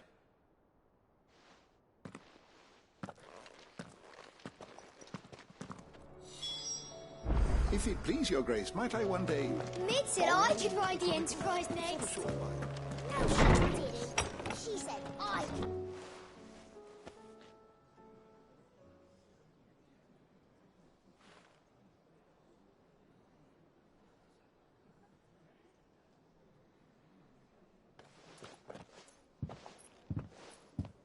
My apologies. By now you've all heard where we're going and why. So I won't bother you with the boring details, only the important ones. If we attempt to approach Stone here by sea, there's a good chance we'll be sighted and fall prey to the capital's artillery. So instead, we'll disembark on the southwest coast and make for Drake's Spine on foot. I say we, but it's highly likely the entirety of Ash is under the rule of Ultima. A large party would only attract unwanted attention, as well as slow our march and require supplies which may be difficult to obtain. Only Joshua and I will be going. And a scout. Preferably a good one. Gav, do you know of any? You bet your ass I do. Might still borrow some of Lady Vivian's maps, though. Just in case, like. Once you've dropped us off at the Shadow Coast, you need to retreat into neutral waters, fly merchant colors, and stay inconspicuous. If you sense any danger at all, you leave us behind and return to Storm. Inconspicuous is my middle name. But like hell am I leaving anyone behind. The ship ain't going nowhere till your scurvy mugs are smiling on deck. Jill, the Enterprise will appear a tempting target for royalists and pirates alike. You're to stop anyone boarding. Don't worry. I'll keep the ship and her crew safe. You'll be needing passage home, after all. But... very well. If there are no questions, I'll see you all at the docks.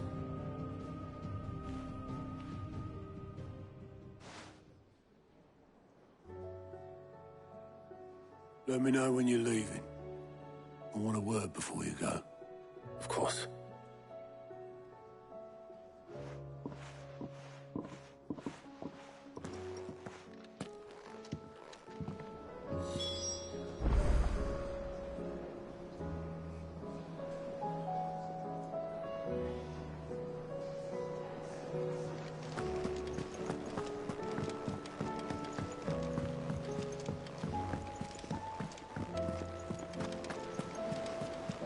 Covered in nicks and lumps, the lot of them. It's a wonder they can still walk. How do you split the sea, you reckon? Is something wrong? Not at all. Honestly. Can't a man wish his friend farewell? Just wanted to let you know that I'll keep things in order while you're off saving the world. I'll hold you to that.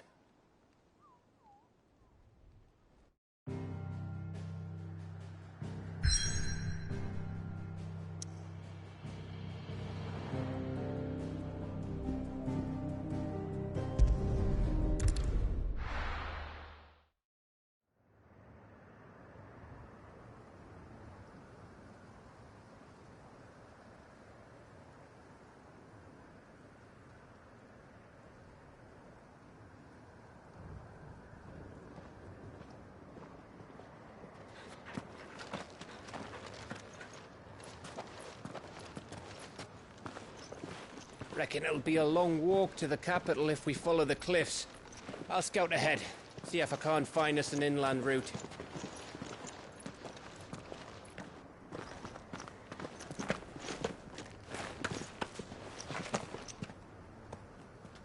Clive.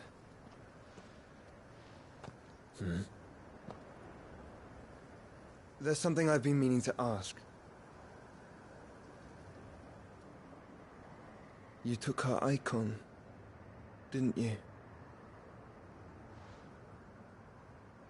Yes, I did. She understood.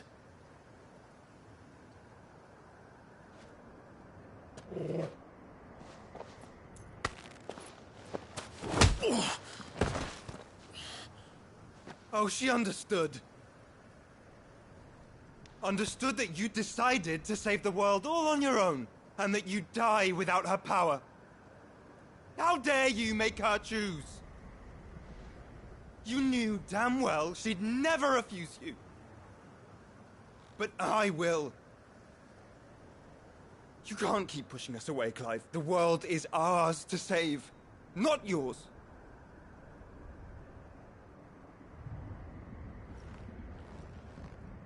I used my gift because I thought it was the right thing to do.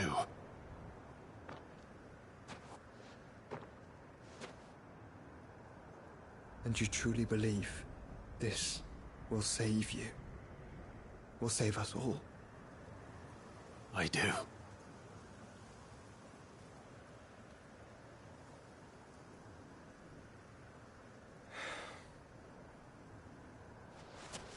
Then so be it.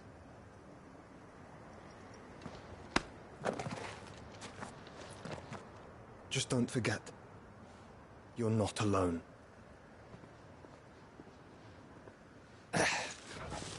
Think I found us a trail. Did I miss something?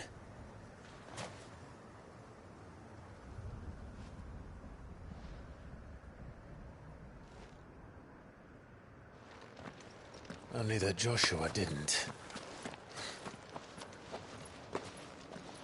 I don't get it.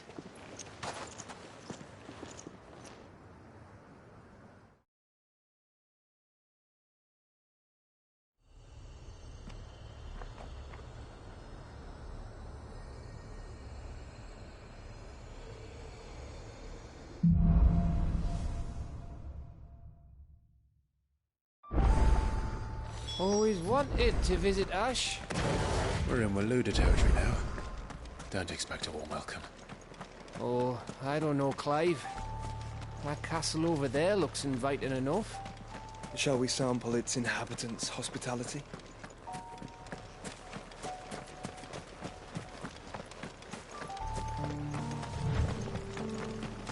Remember what I said about warm welcomes, Gav? Ah, this place is as dead as Greagor's ghost.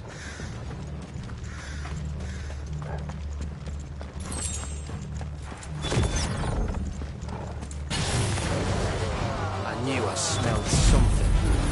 I see only orcs and a cache here. Let's hope the villagers clean it out in time.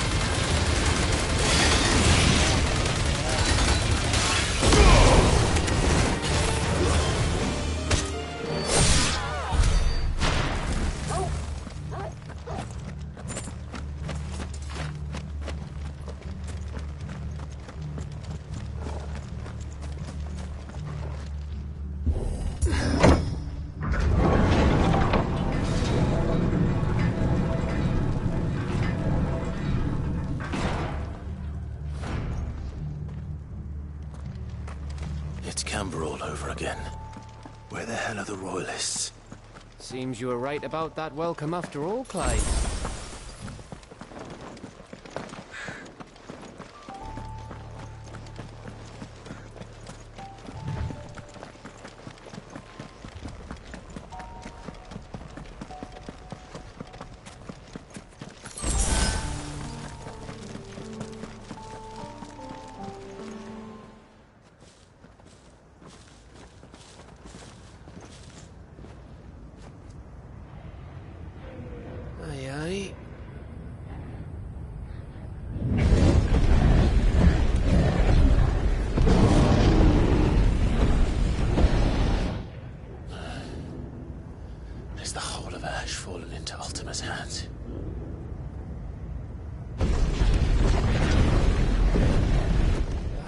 Peace delegation.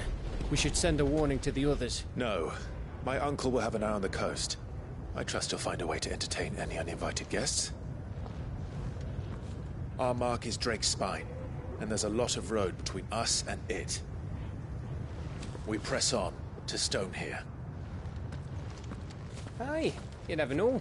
It might not be a nest of slavering monsters.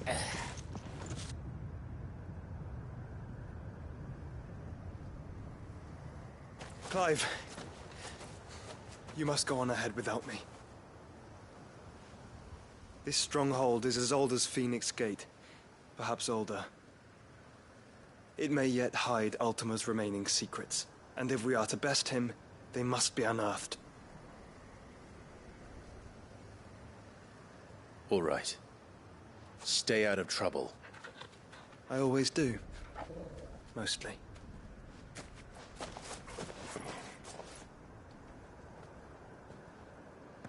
You sure about this? About leaving my brother on his own? Of course. Mostly.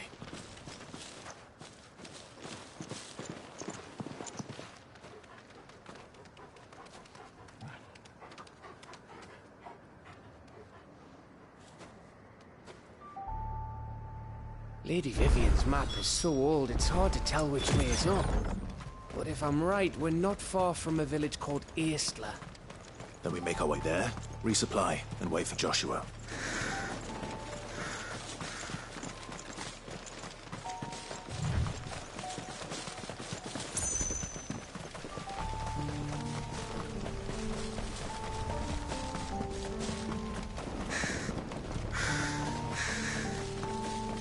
This place reeks like a mogul's arsehole.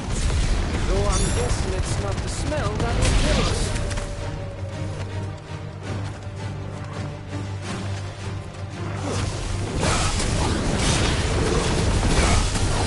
Over here!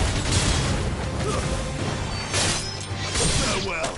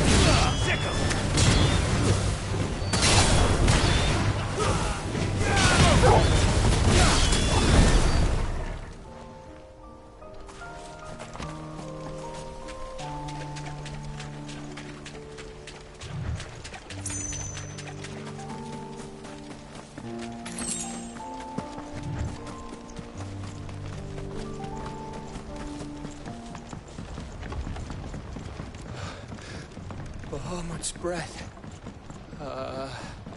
Don't look down, Torgal.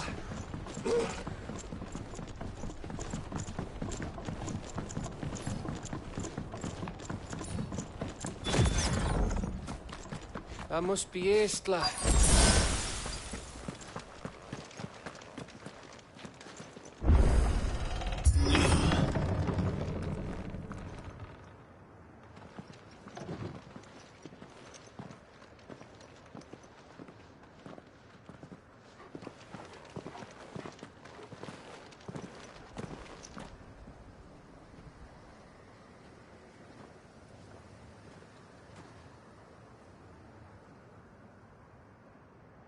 What do you think, Clive? Then we're too late.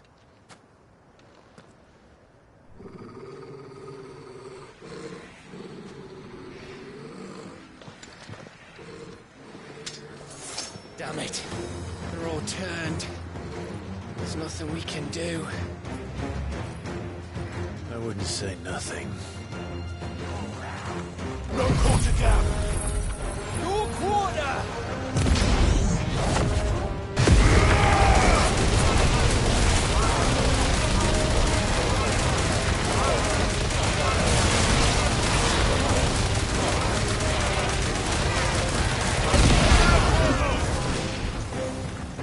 You think all the villages in Ash are like this?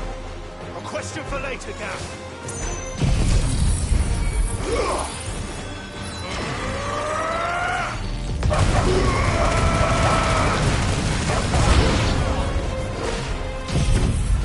Here they come!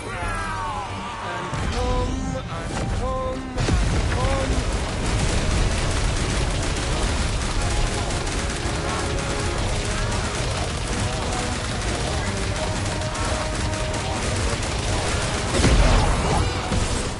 Bahamut!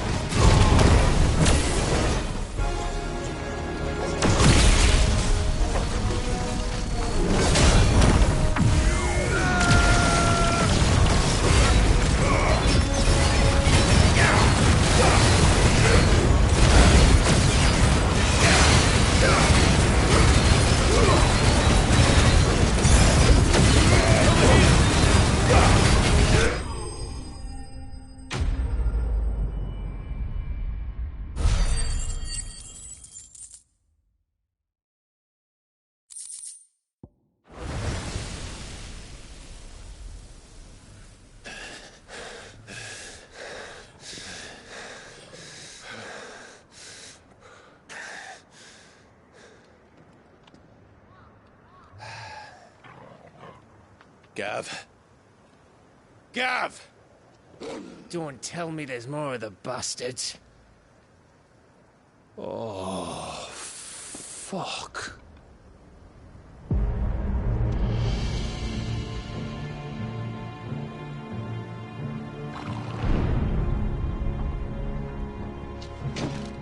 Have you come to watch, Odin? Bound for stone here. Good. My master awaits you in the capital, though I cannot allow you to attend him in your present state. And how are you going to stop us? Why, with this!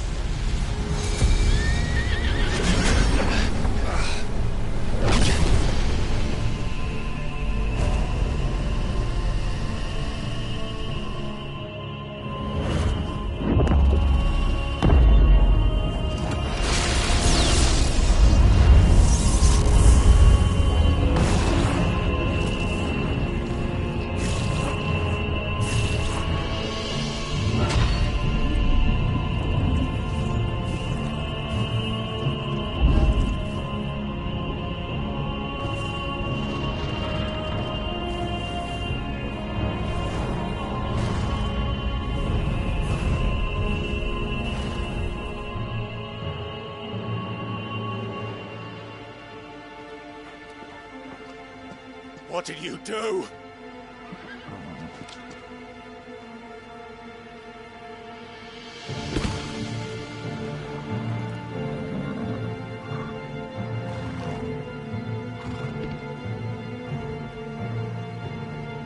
If the vessel would see the path opened, it has but to ask. I shall see that my master's prize is made presentable.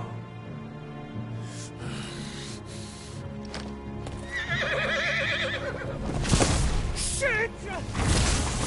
No!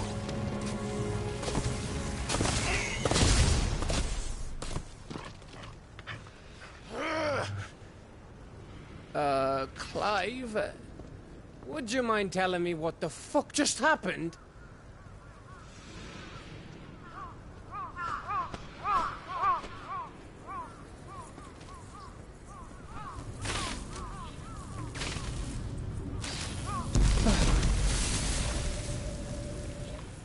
Oh, you've got to be.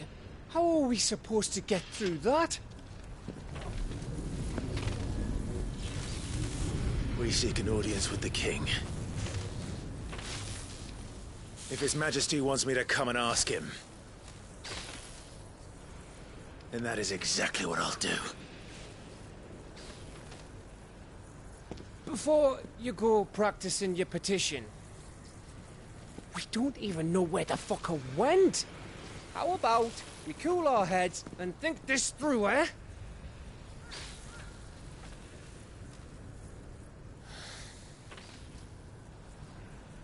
All right.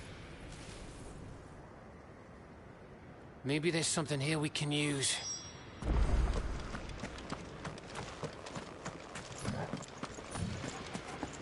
I thought we got them all. So did I.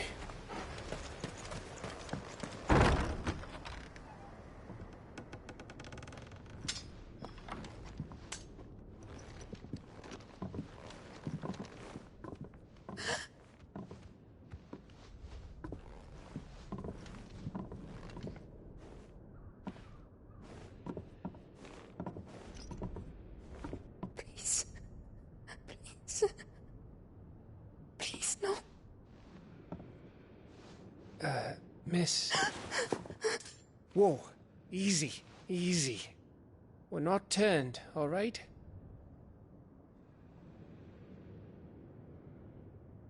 Who?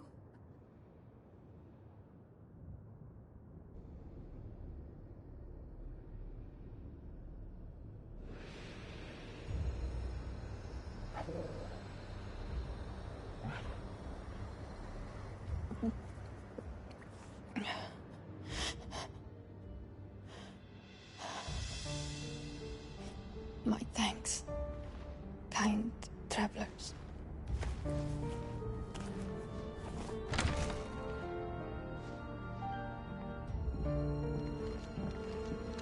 Edda, forgive me for asking, but what went on here?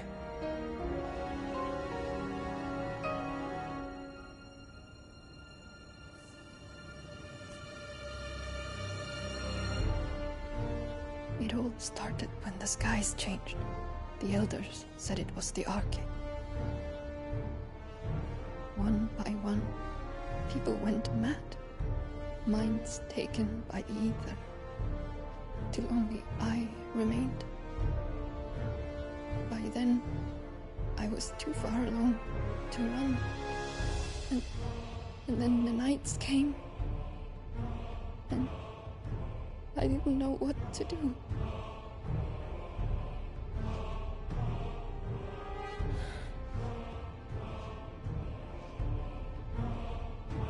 And this, Arche is...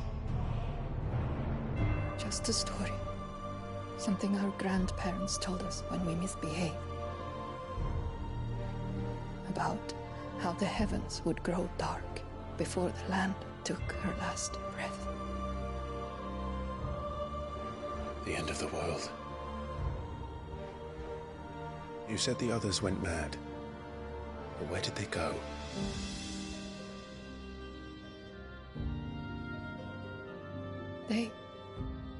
They all left. Gone east to the tower, to Reverie. The elders, the healer, the blacksmith, my husband.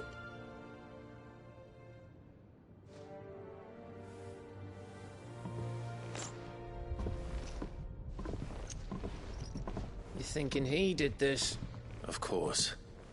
Who else could it be? You were in Canva.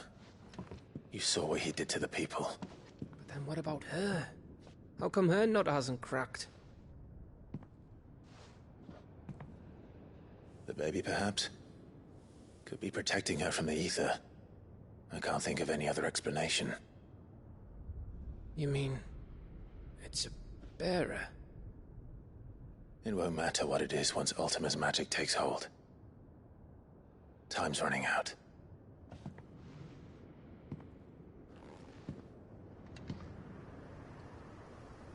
This tower. That's where we'll find the king.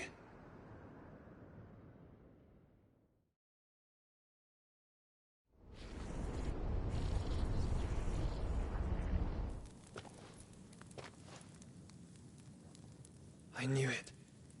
It's the same as Phoenix Gate.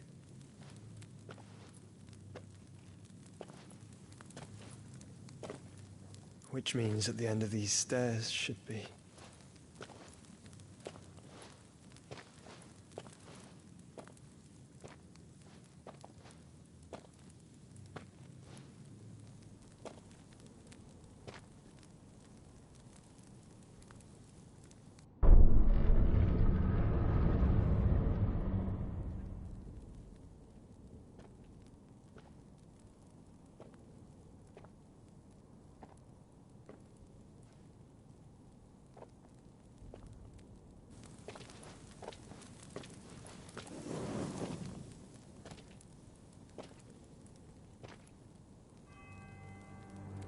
The mural is complete.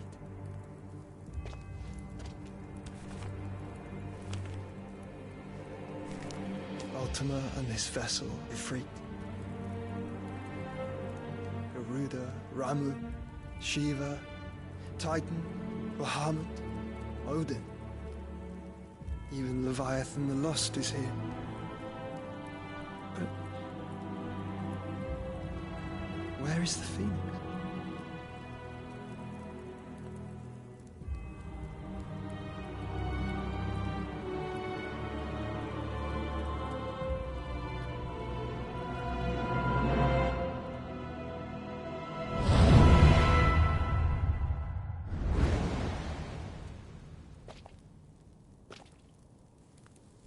by the Founder.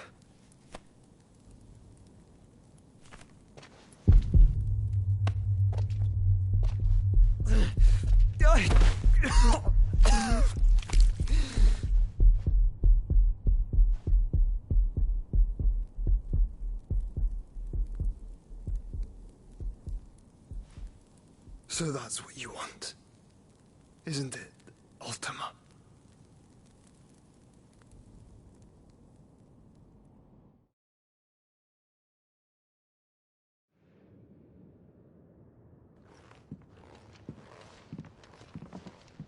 So that's how it's gonna be then?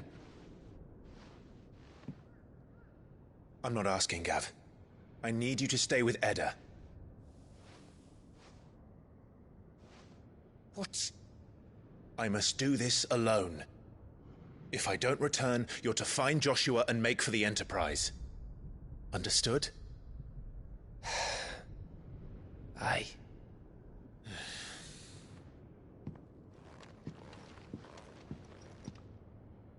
Just don't you go dying on me. Sid's name suits your miserable mug better than mine. Don't worry. I haven't finished with it yet.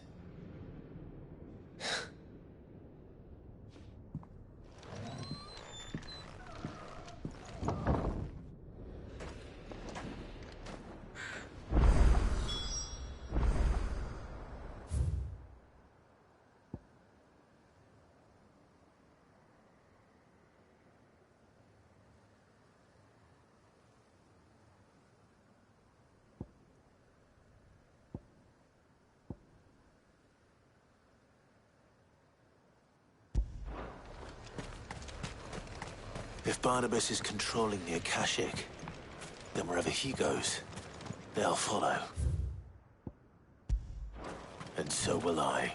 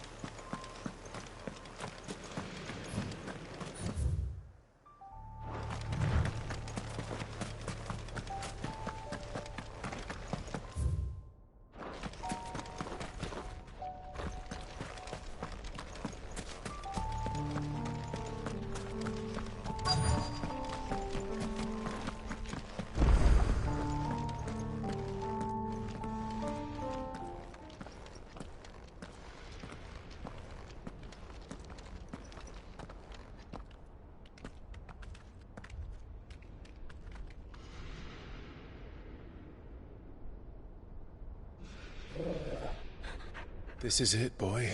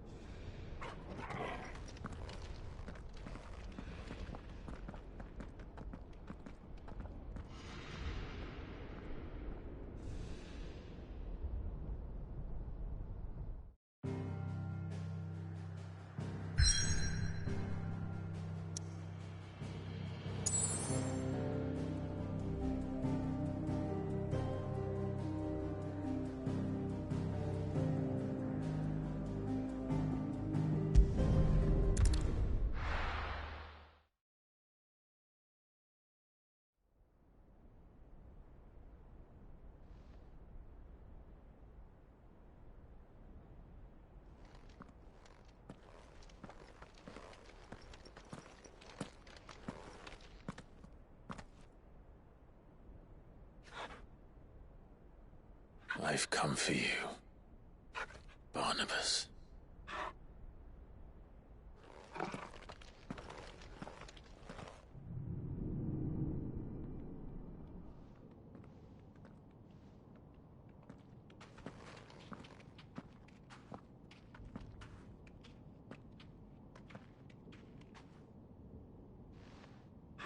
Stay close, Torgal.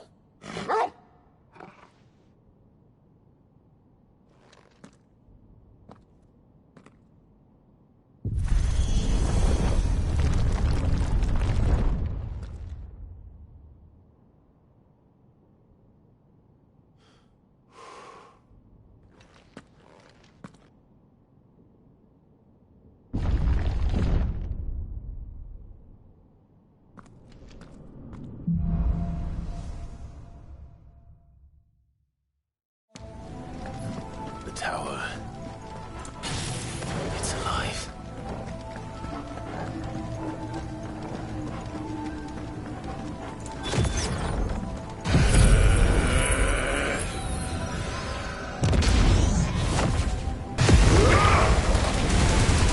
More echoes have fallen.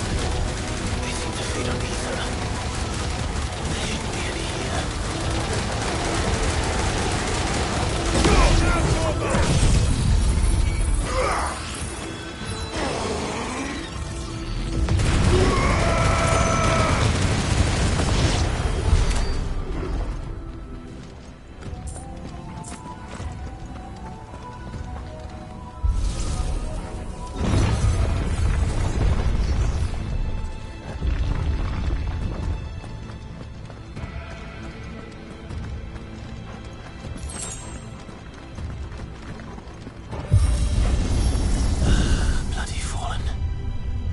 Floors seem to have a mind of their own.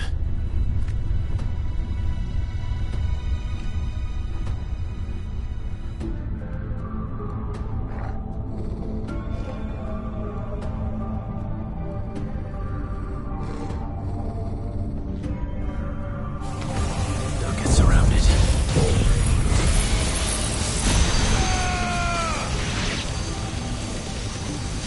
Farewell.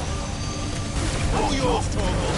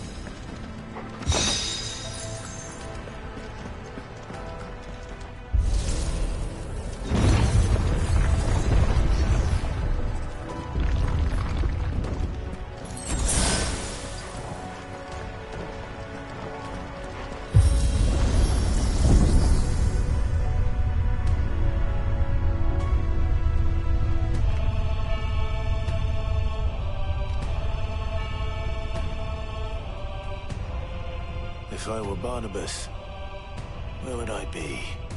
The top. So I could look down on the world.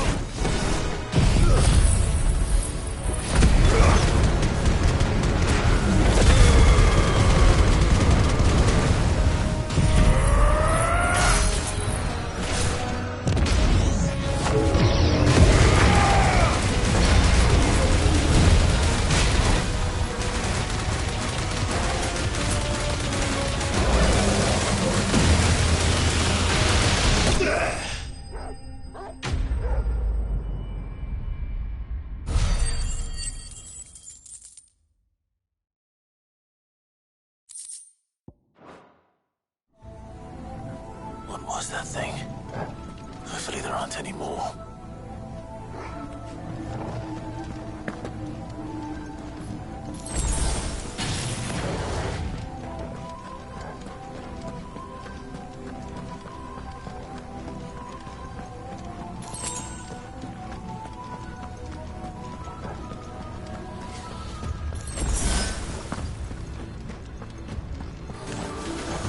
You know what to do, boy.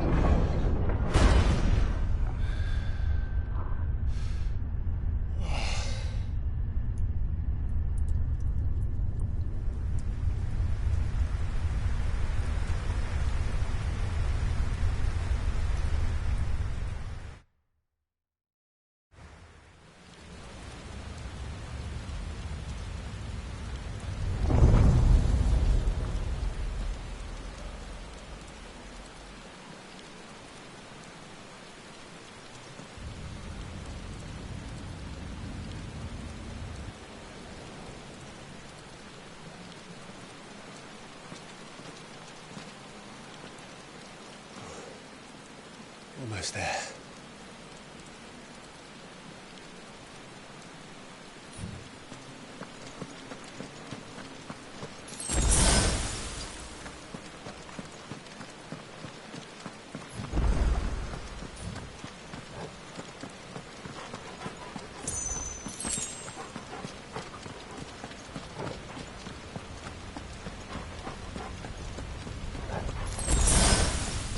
He's here. I can feel him.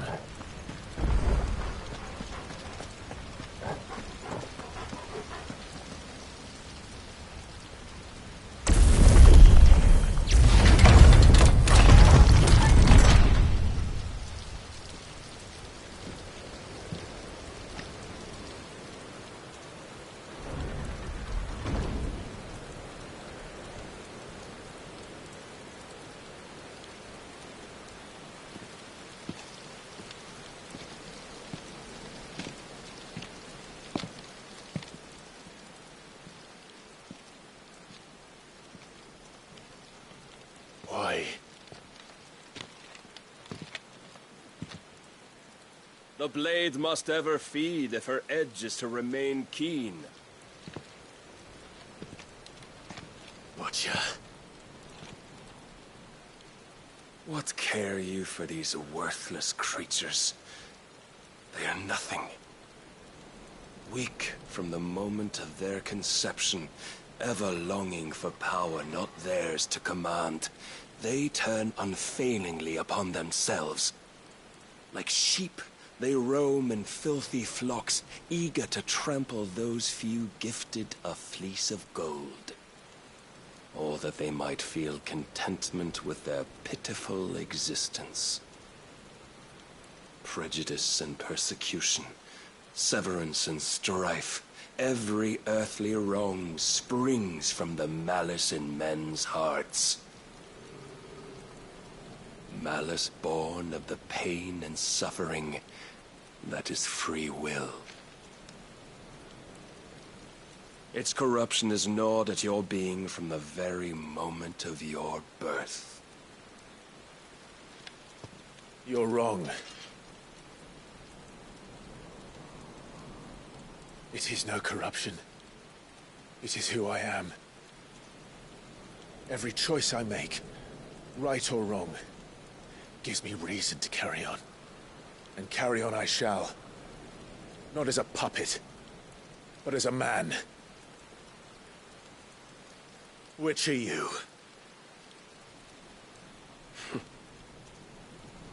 There was a time I too thought those the only choices. What? Long ago, God granted man the gift of magic. And with that gift did he build great civilizations. Yet over time, man lost sight of the gift's true meaning, stepping from the path of shared prosperity to one of avarice. He abandoned his creator for sword and flame, and through his folly, beckoned the blight. Yet, there were those few who refused to turn their eyes from the heavens, and they prayed to God that he might lead them back to righteousness. And the Lord, he did answer. Before the worthy shall the gates of paradise open. And so did I spread my arms to the ether, and cast my soul upon its gentle waters. I gave myself unto him.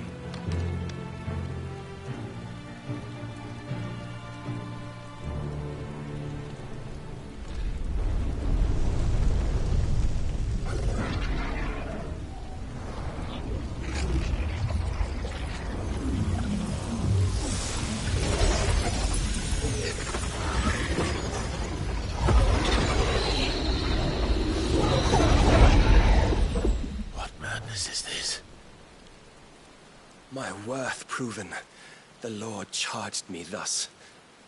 If your kind are to find salvation, they must be made to serve. You see, paradise lies but a single step away. Could we only take it? Could we only leave our transgressions behind? For none save the pure of heart and mind may set foot in the new world. I will save us. But it all begins and ends with you. You are the key, Mythos.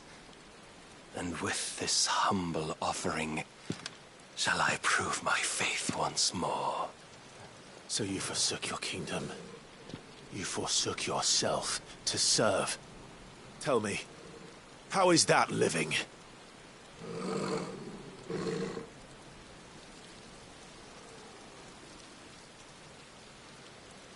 What you seek to provide is not salvation. It's anything but. Life is about always having a choice. Take that away, and we might as well be dead.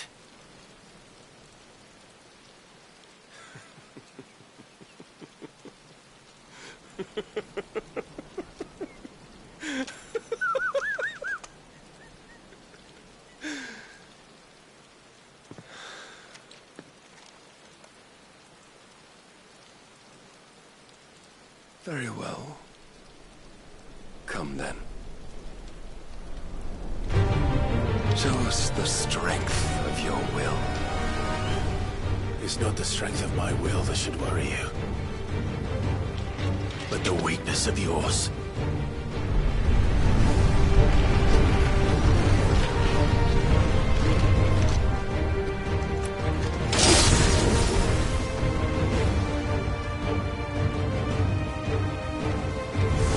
If you think your will the stronger, prove it. By this day's end, you shall know the truth.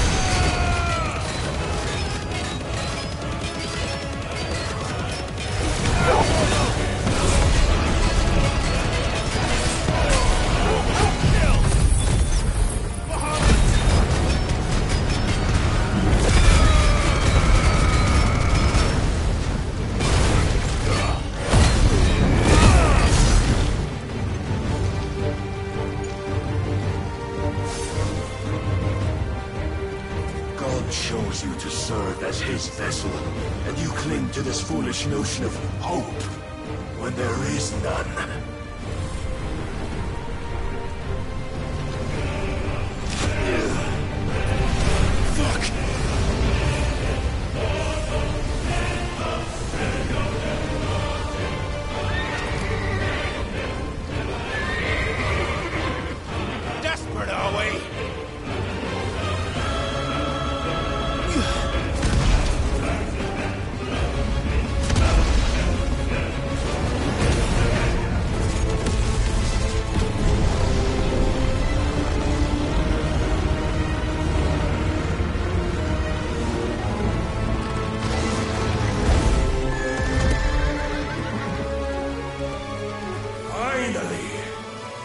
can begin! Yeah!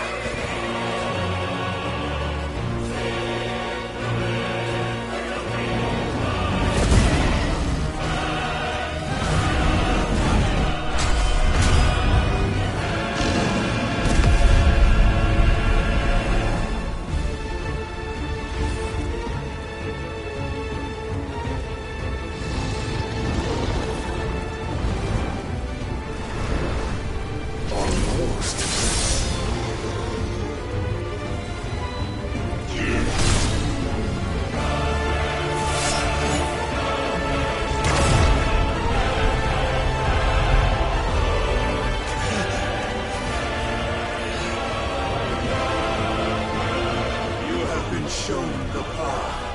Now you must follow it. Free yourself, Mythos. You will not defeat me otherwise. We'll see. Perhaps you still require persuasion.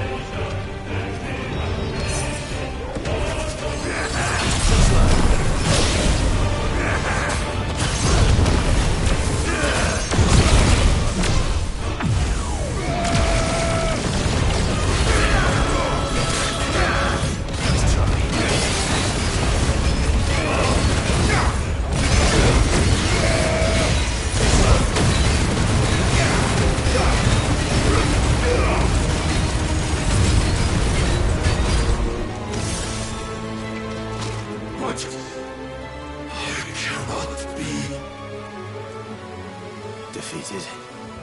You admitted defeat the moment you turned your back on us. When you turned your back on the truth, Barnabas. We are not as weak as your God believes.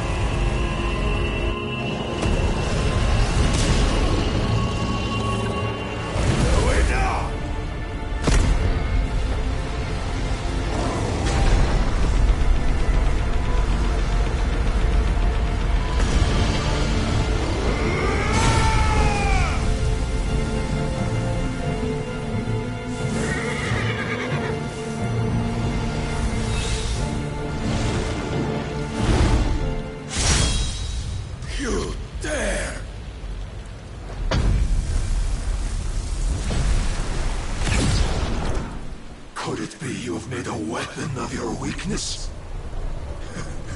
My apologies.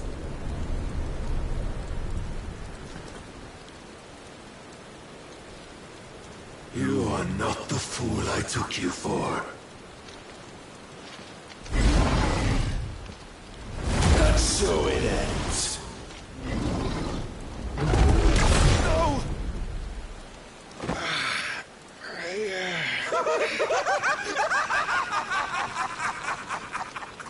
Don't tell me you are tired, Mythos! Your stubborn defiance has stirred my long-becalmed heart, filling it with a joy that I have not known for generations! I had thought the tantalizing kiss of self-indulgence a dream forever out of reach. And now that its sweet ruin courses through my veins, I shall not be quick to relinquish it. Show me your work, Mythos, that I might revel in it!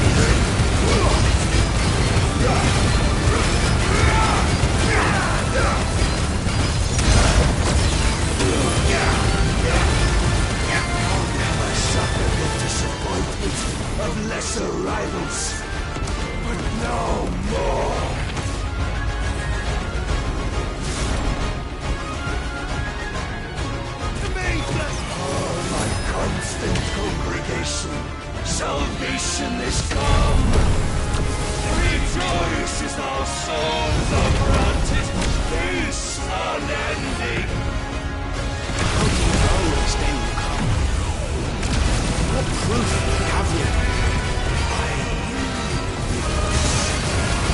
Your resistance is proof of the Lord's grand design!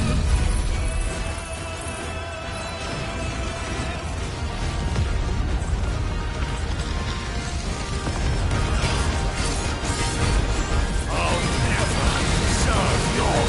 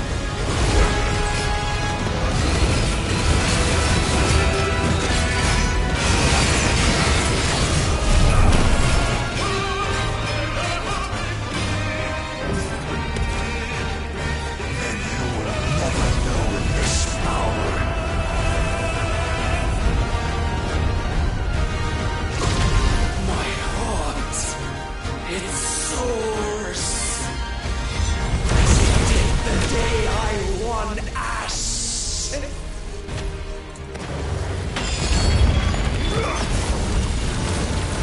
Since then, many have sought my crown, Ethos, but none could wrest it from my head.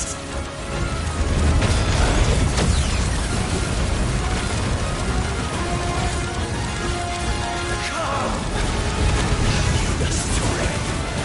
Have you the will?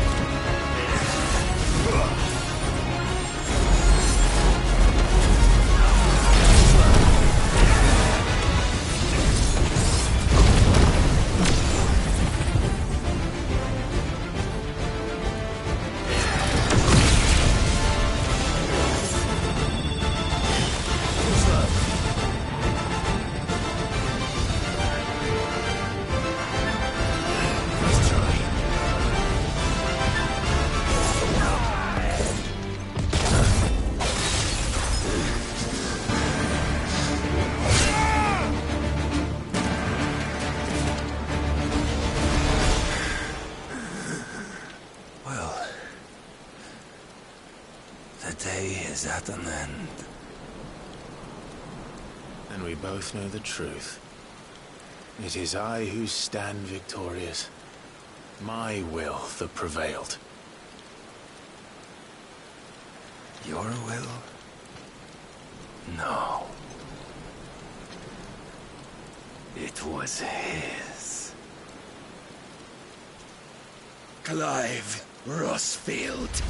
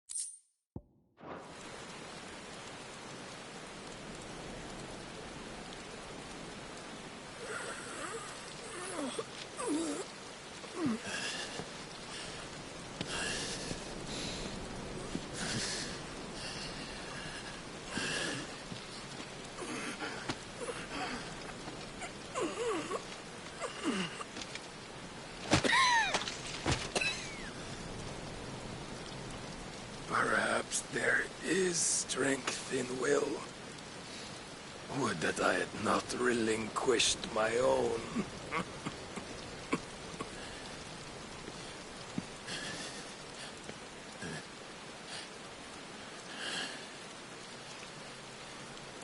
You relinquished nothing. What was it, if not will, that made you strive for a new world? Strive to win your master's approval?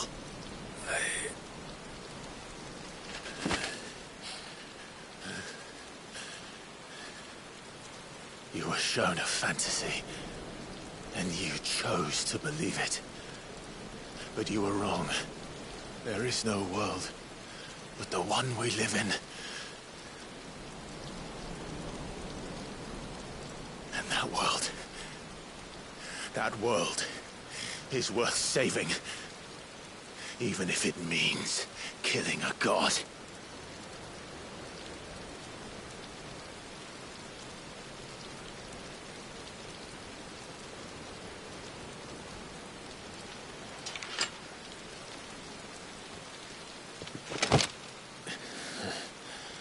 Bold words.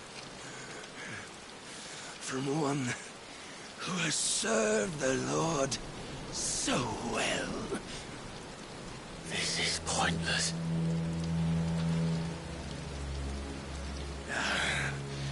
But I almost forgot. I promised that I would make you presentable. Did I not?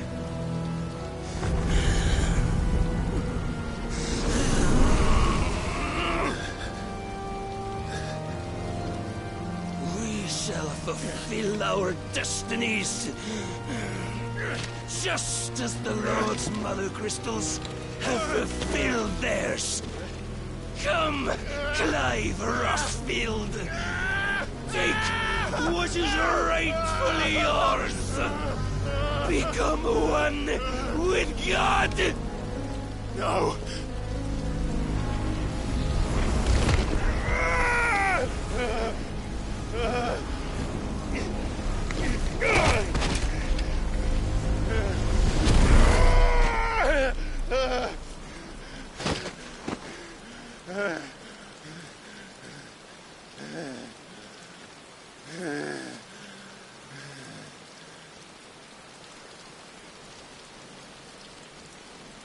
At long last, salvation. I'm coming home. Mother.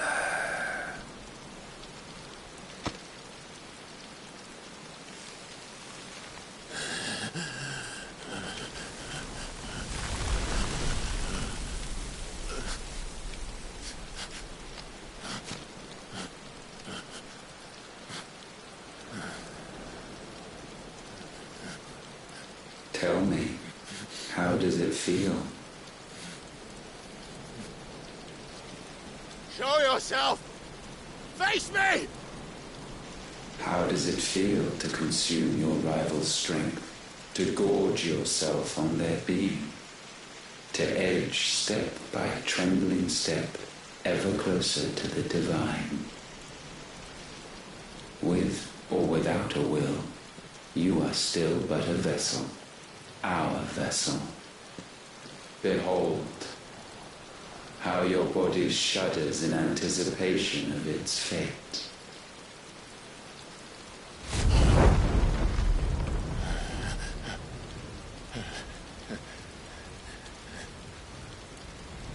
Oh, it's not yours yet. No. Come then, O wayward child. We shall await you upon the back of the first worm. There all shall end and begin again.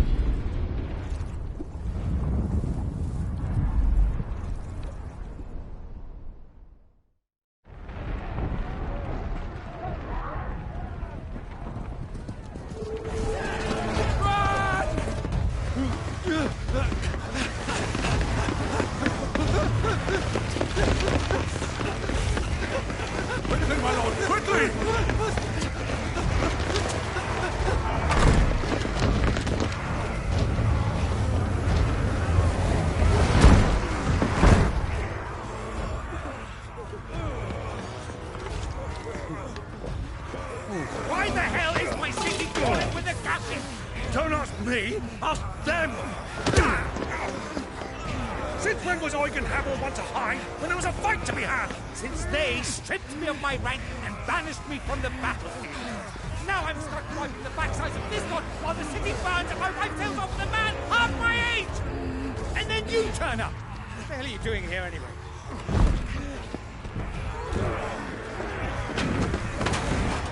What indeed? The enemy numbers 200,000 or more, counting yours. There are simply not enough soldiers garrisoned in the capital to repel an army of that size. Then what of the central keep? Held by a contingent of soldiers and bearers from the surrounding boroughs. They are the sole reason it still stands. And all it took was an army on their doorstep to bring them together. The prospect of death does put things into perspective. Perspective. Perhaps it's what we've lacked all along.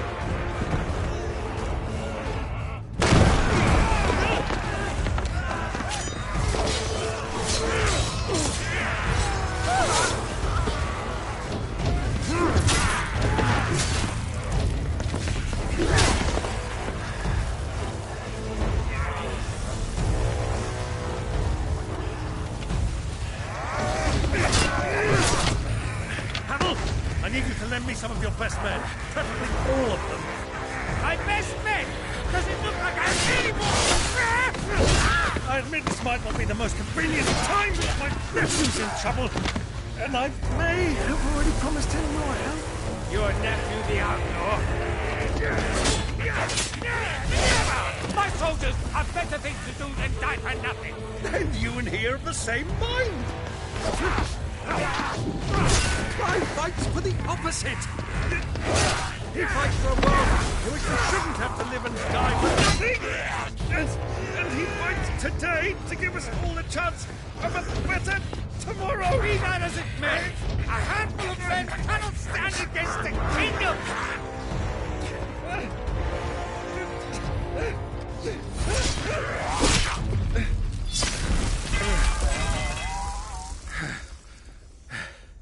Then mayhap they are the wrong men. Well, I'll be damned. Our numbers are few, but I shall rally as many of my dragoons as I'm able. You, apprise the Lord Strategist of the state of the city's defenses. Yes, Your Radiance. And you would fight alongside us? I owe the Phoenix a debt.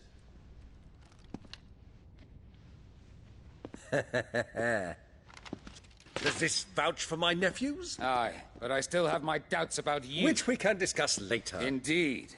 You said you had men garrisoned in the keep. Captain, do you know how many yet remain? Allow me to confirm.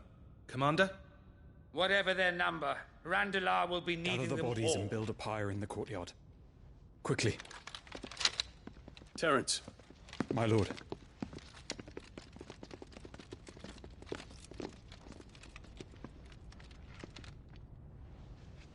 You will find a girl there. A girl? We are in the middle of a war. I owe her my life, and I always pay my debts. You are to see that she is provided for. Dion, I cannot leave. But you shall. If I'm ever to be worthy of the forgiveness of our people, then I must earn it. And I must earn it by my hand, and my hand alone. Know that I do not ask this lightly. And know that I will do it.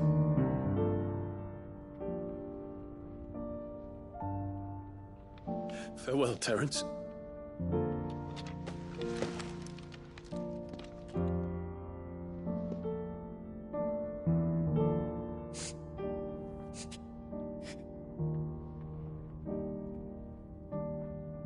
Farewell,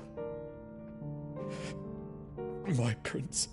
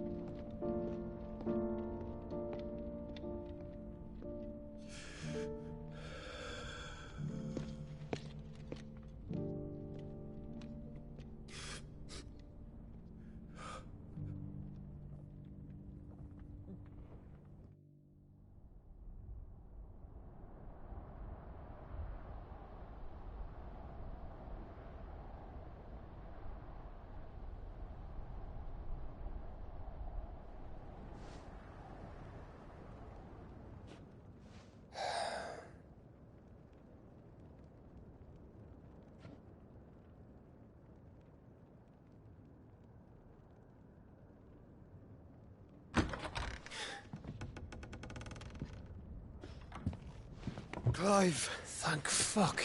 You alright? I am.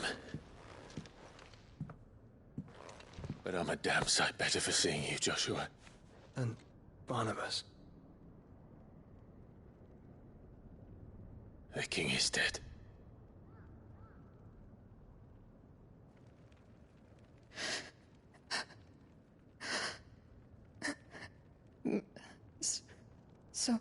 So they're all...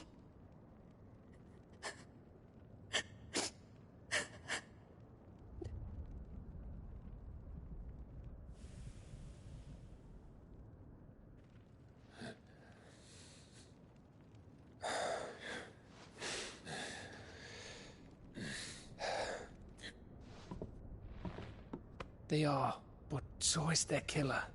He can't hurt anyone anymore. You're safe.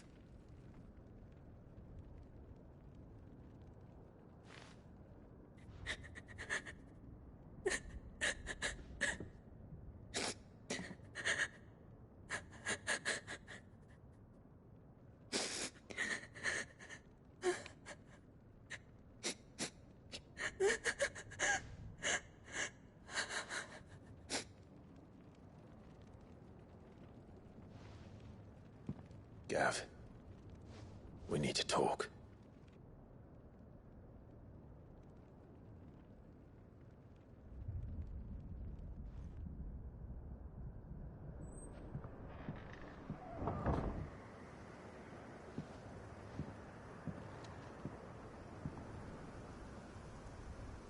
I'm sorry, Clive. You know I want nothing more than to go with you. I do. But I'm glad you're heading back to the Enterprise nonetheless. And not just for Edda's sake. Our people need to know what happened here. You can count on me. As can she, I hope. Thank you, me lords.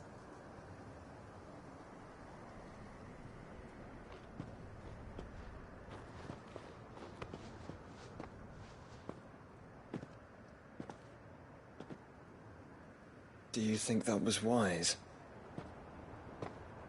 Wiser than leaving a woman with child alone in the Deadlands. They'll be safer at the hideaway. For now, at least.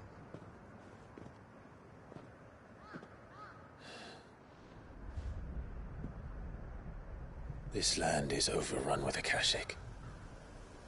The king himself was long turned, albeit by choice.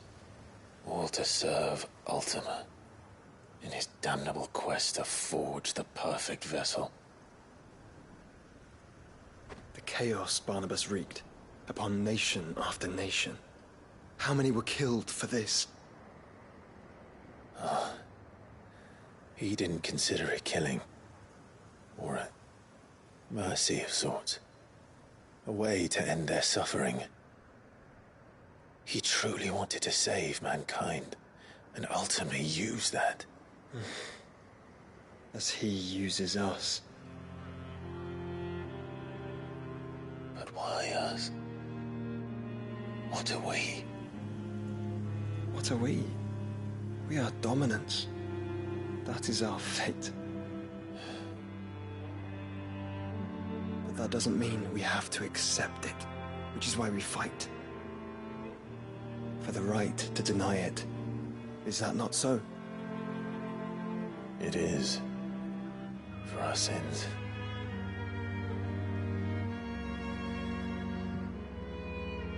Barnabas said something else. That the Mother Crystals were Ultimas. Ultimas? Are you certain? We know that the Mother Crystals have been leading the land of Ether. And we also know that it's this which hastens the spread of the Blight. But what I cannot fathom is what Ultima stands to gain from that. What did you find at the Stronghold? The truth about Ultima's prize. For so long, I believed it to be you, and you alone. Yet, it is not merely Efreet that he desires, but Efreet and Phoenix both. That which we became in the skies over Twinside. Only when the twin flames are joined shall his vessel be complete. Quite why he needs a vessel is another question. Unless there is something he cannot achieve without one. Something his immaterial form precludes. Something requiring an unthinkable amount of ether, and a body resilient enough to channel it.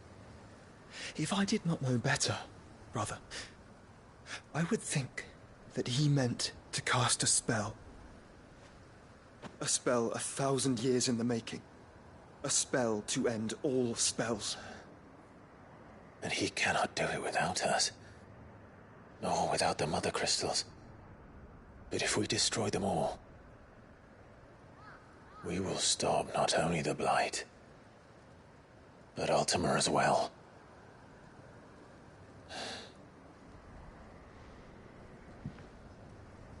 We stick to the plan then. Only this time, we face him together. Well, it's a long walk to Stone here. Let's not keep Ultima waiting.